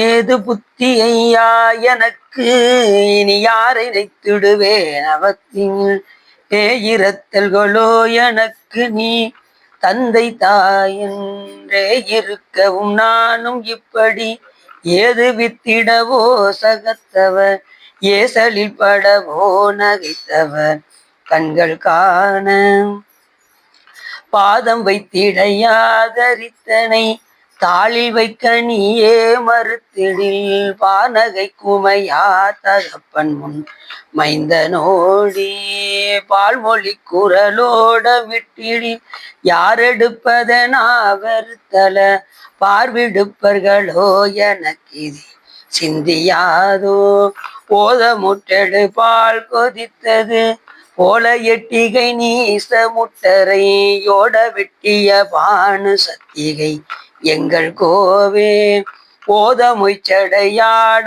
உற்றமர் மான்மழுக்கரமான பொற்களல் ஓசை பெற்றிடவே நடித்தவர் தந்த வாழ்வு மாதினை புனமீதிருக்குமை வாழ்விழி குற மாதினை திரு மார்வனை தமையூர அற்புத கந்தவேலே மார்வன் வெற்றிகள் பூமுடிக்குள லால்விய புற நீடு வைத்தவர் வாழ்திருத்தணி மாமலைபதி தம்பிரானே.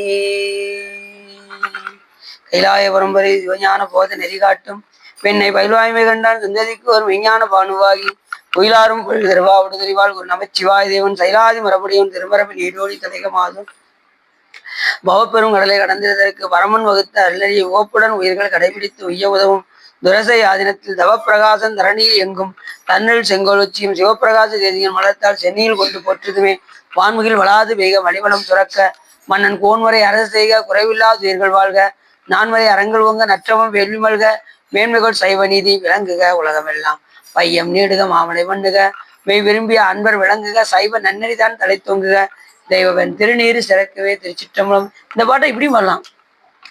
ஏது புத்தி ஐயா எனக்கினி யாரை நைத்திடுவேனவத்தினிலே இரல்களோ எனக்கினி தந்தை தாயும் என்றே இருக்கவும் நானும் இப்படி ஏதவித்திடவோ சகத்தவர் ஏசலில் படவோ நகைத்தவர் கண்கள் காண பாதம் வைத்திடையாதரி தனை காலில் வைக்க நீயே மறுத்திடில் பானகை குமையா தகப்பன் முன் மைந்த நோடி இப்படியும் வரலாம். சரி, பார்வதீபதையே என்னாருடைய துணையை போற்றி வெற்றிவேல் முருகனுக்கு திருச்சிற்றம்பலம் தில்லையம்பலம் பொன்னம்பலம் அருணாச்சலம் ஏகாம்பரம் ஆரூரா தியாகேசா ஐயாரா ஆரூரா தியாகேசா யாரா அமுது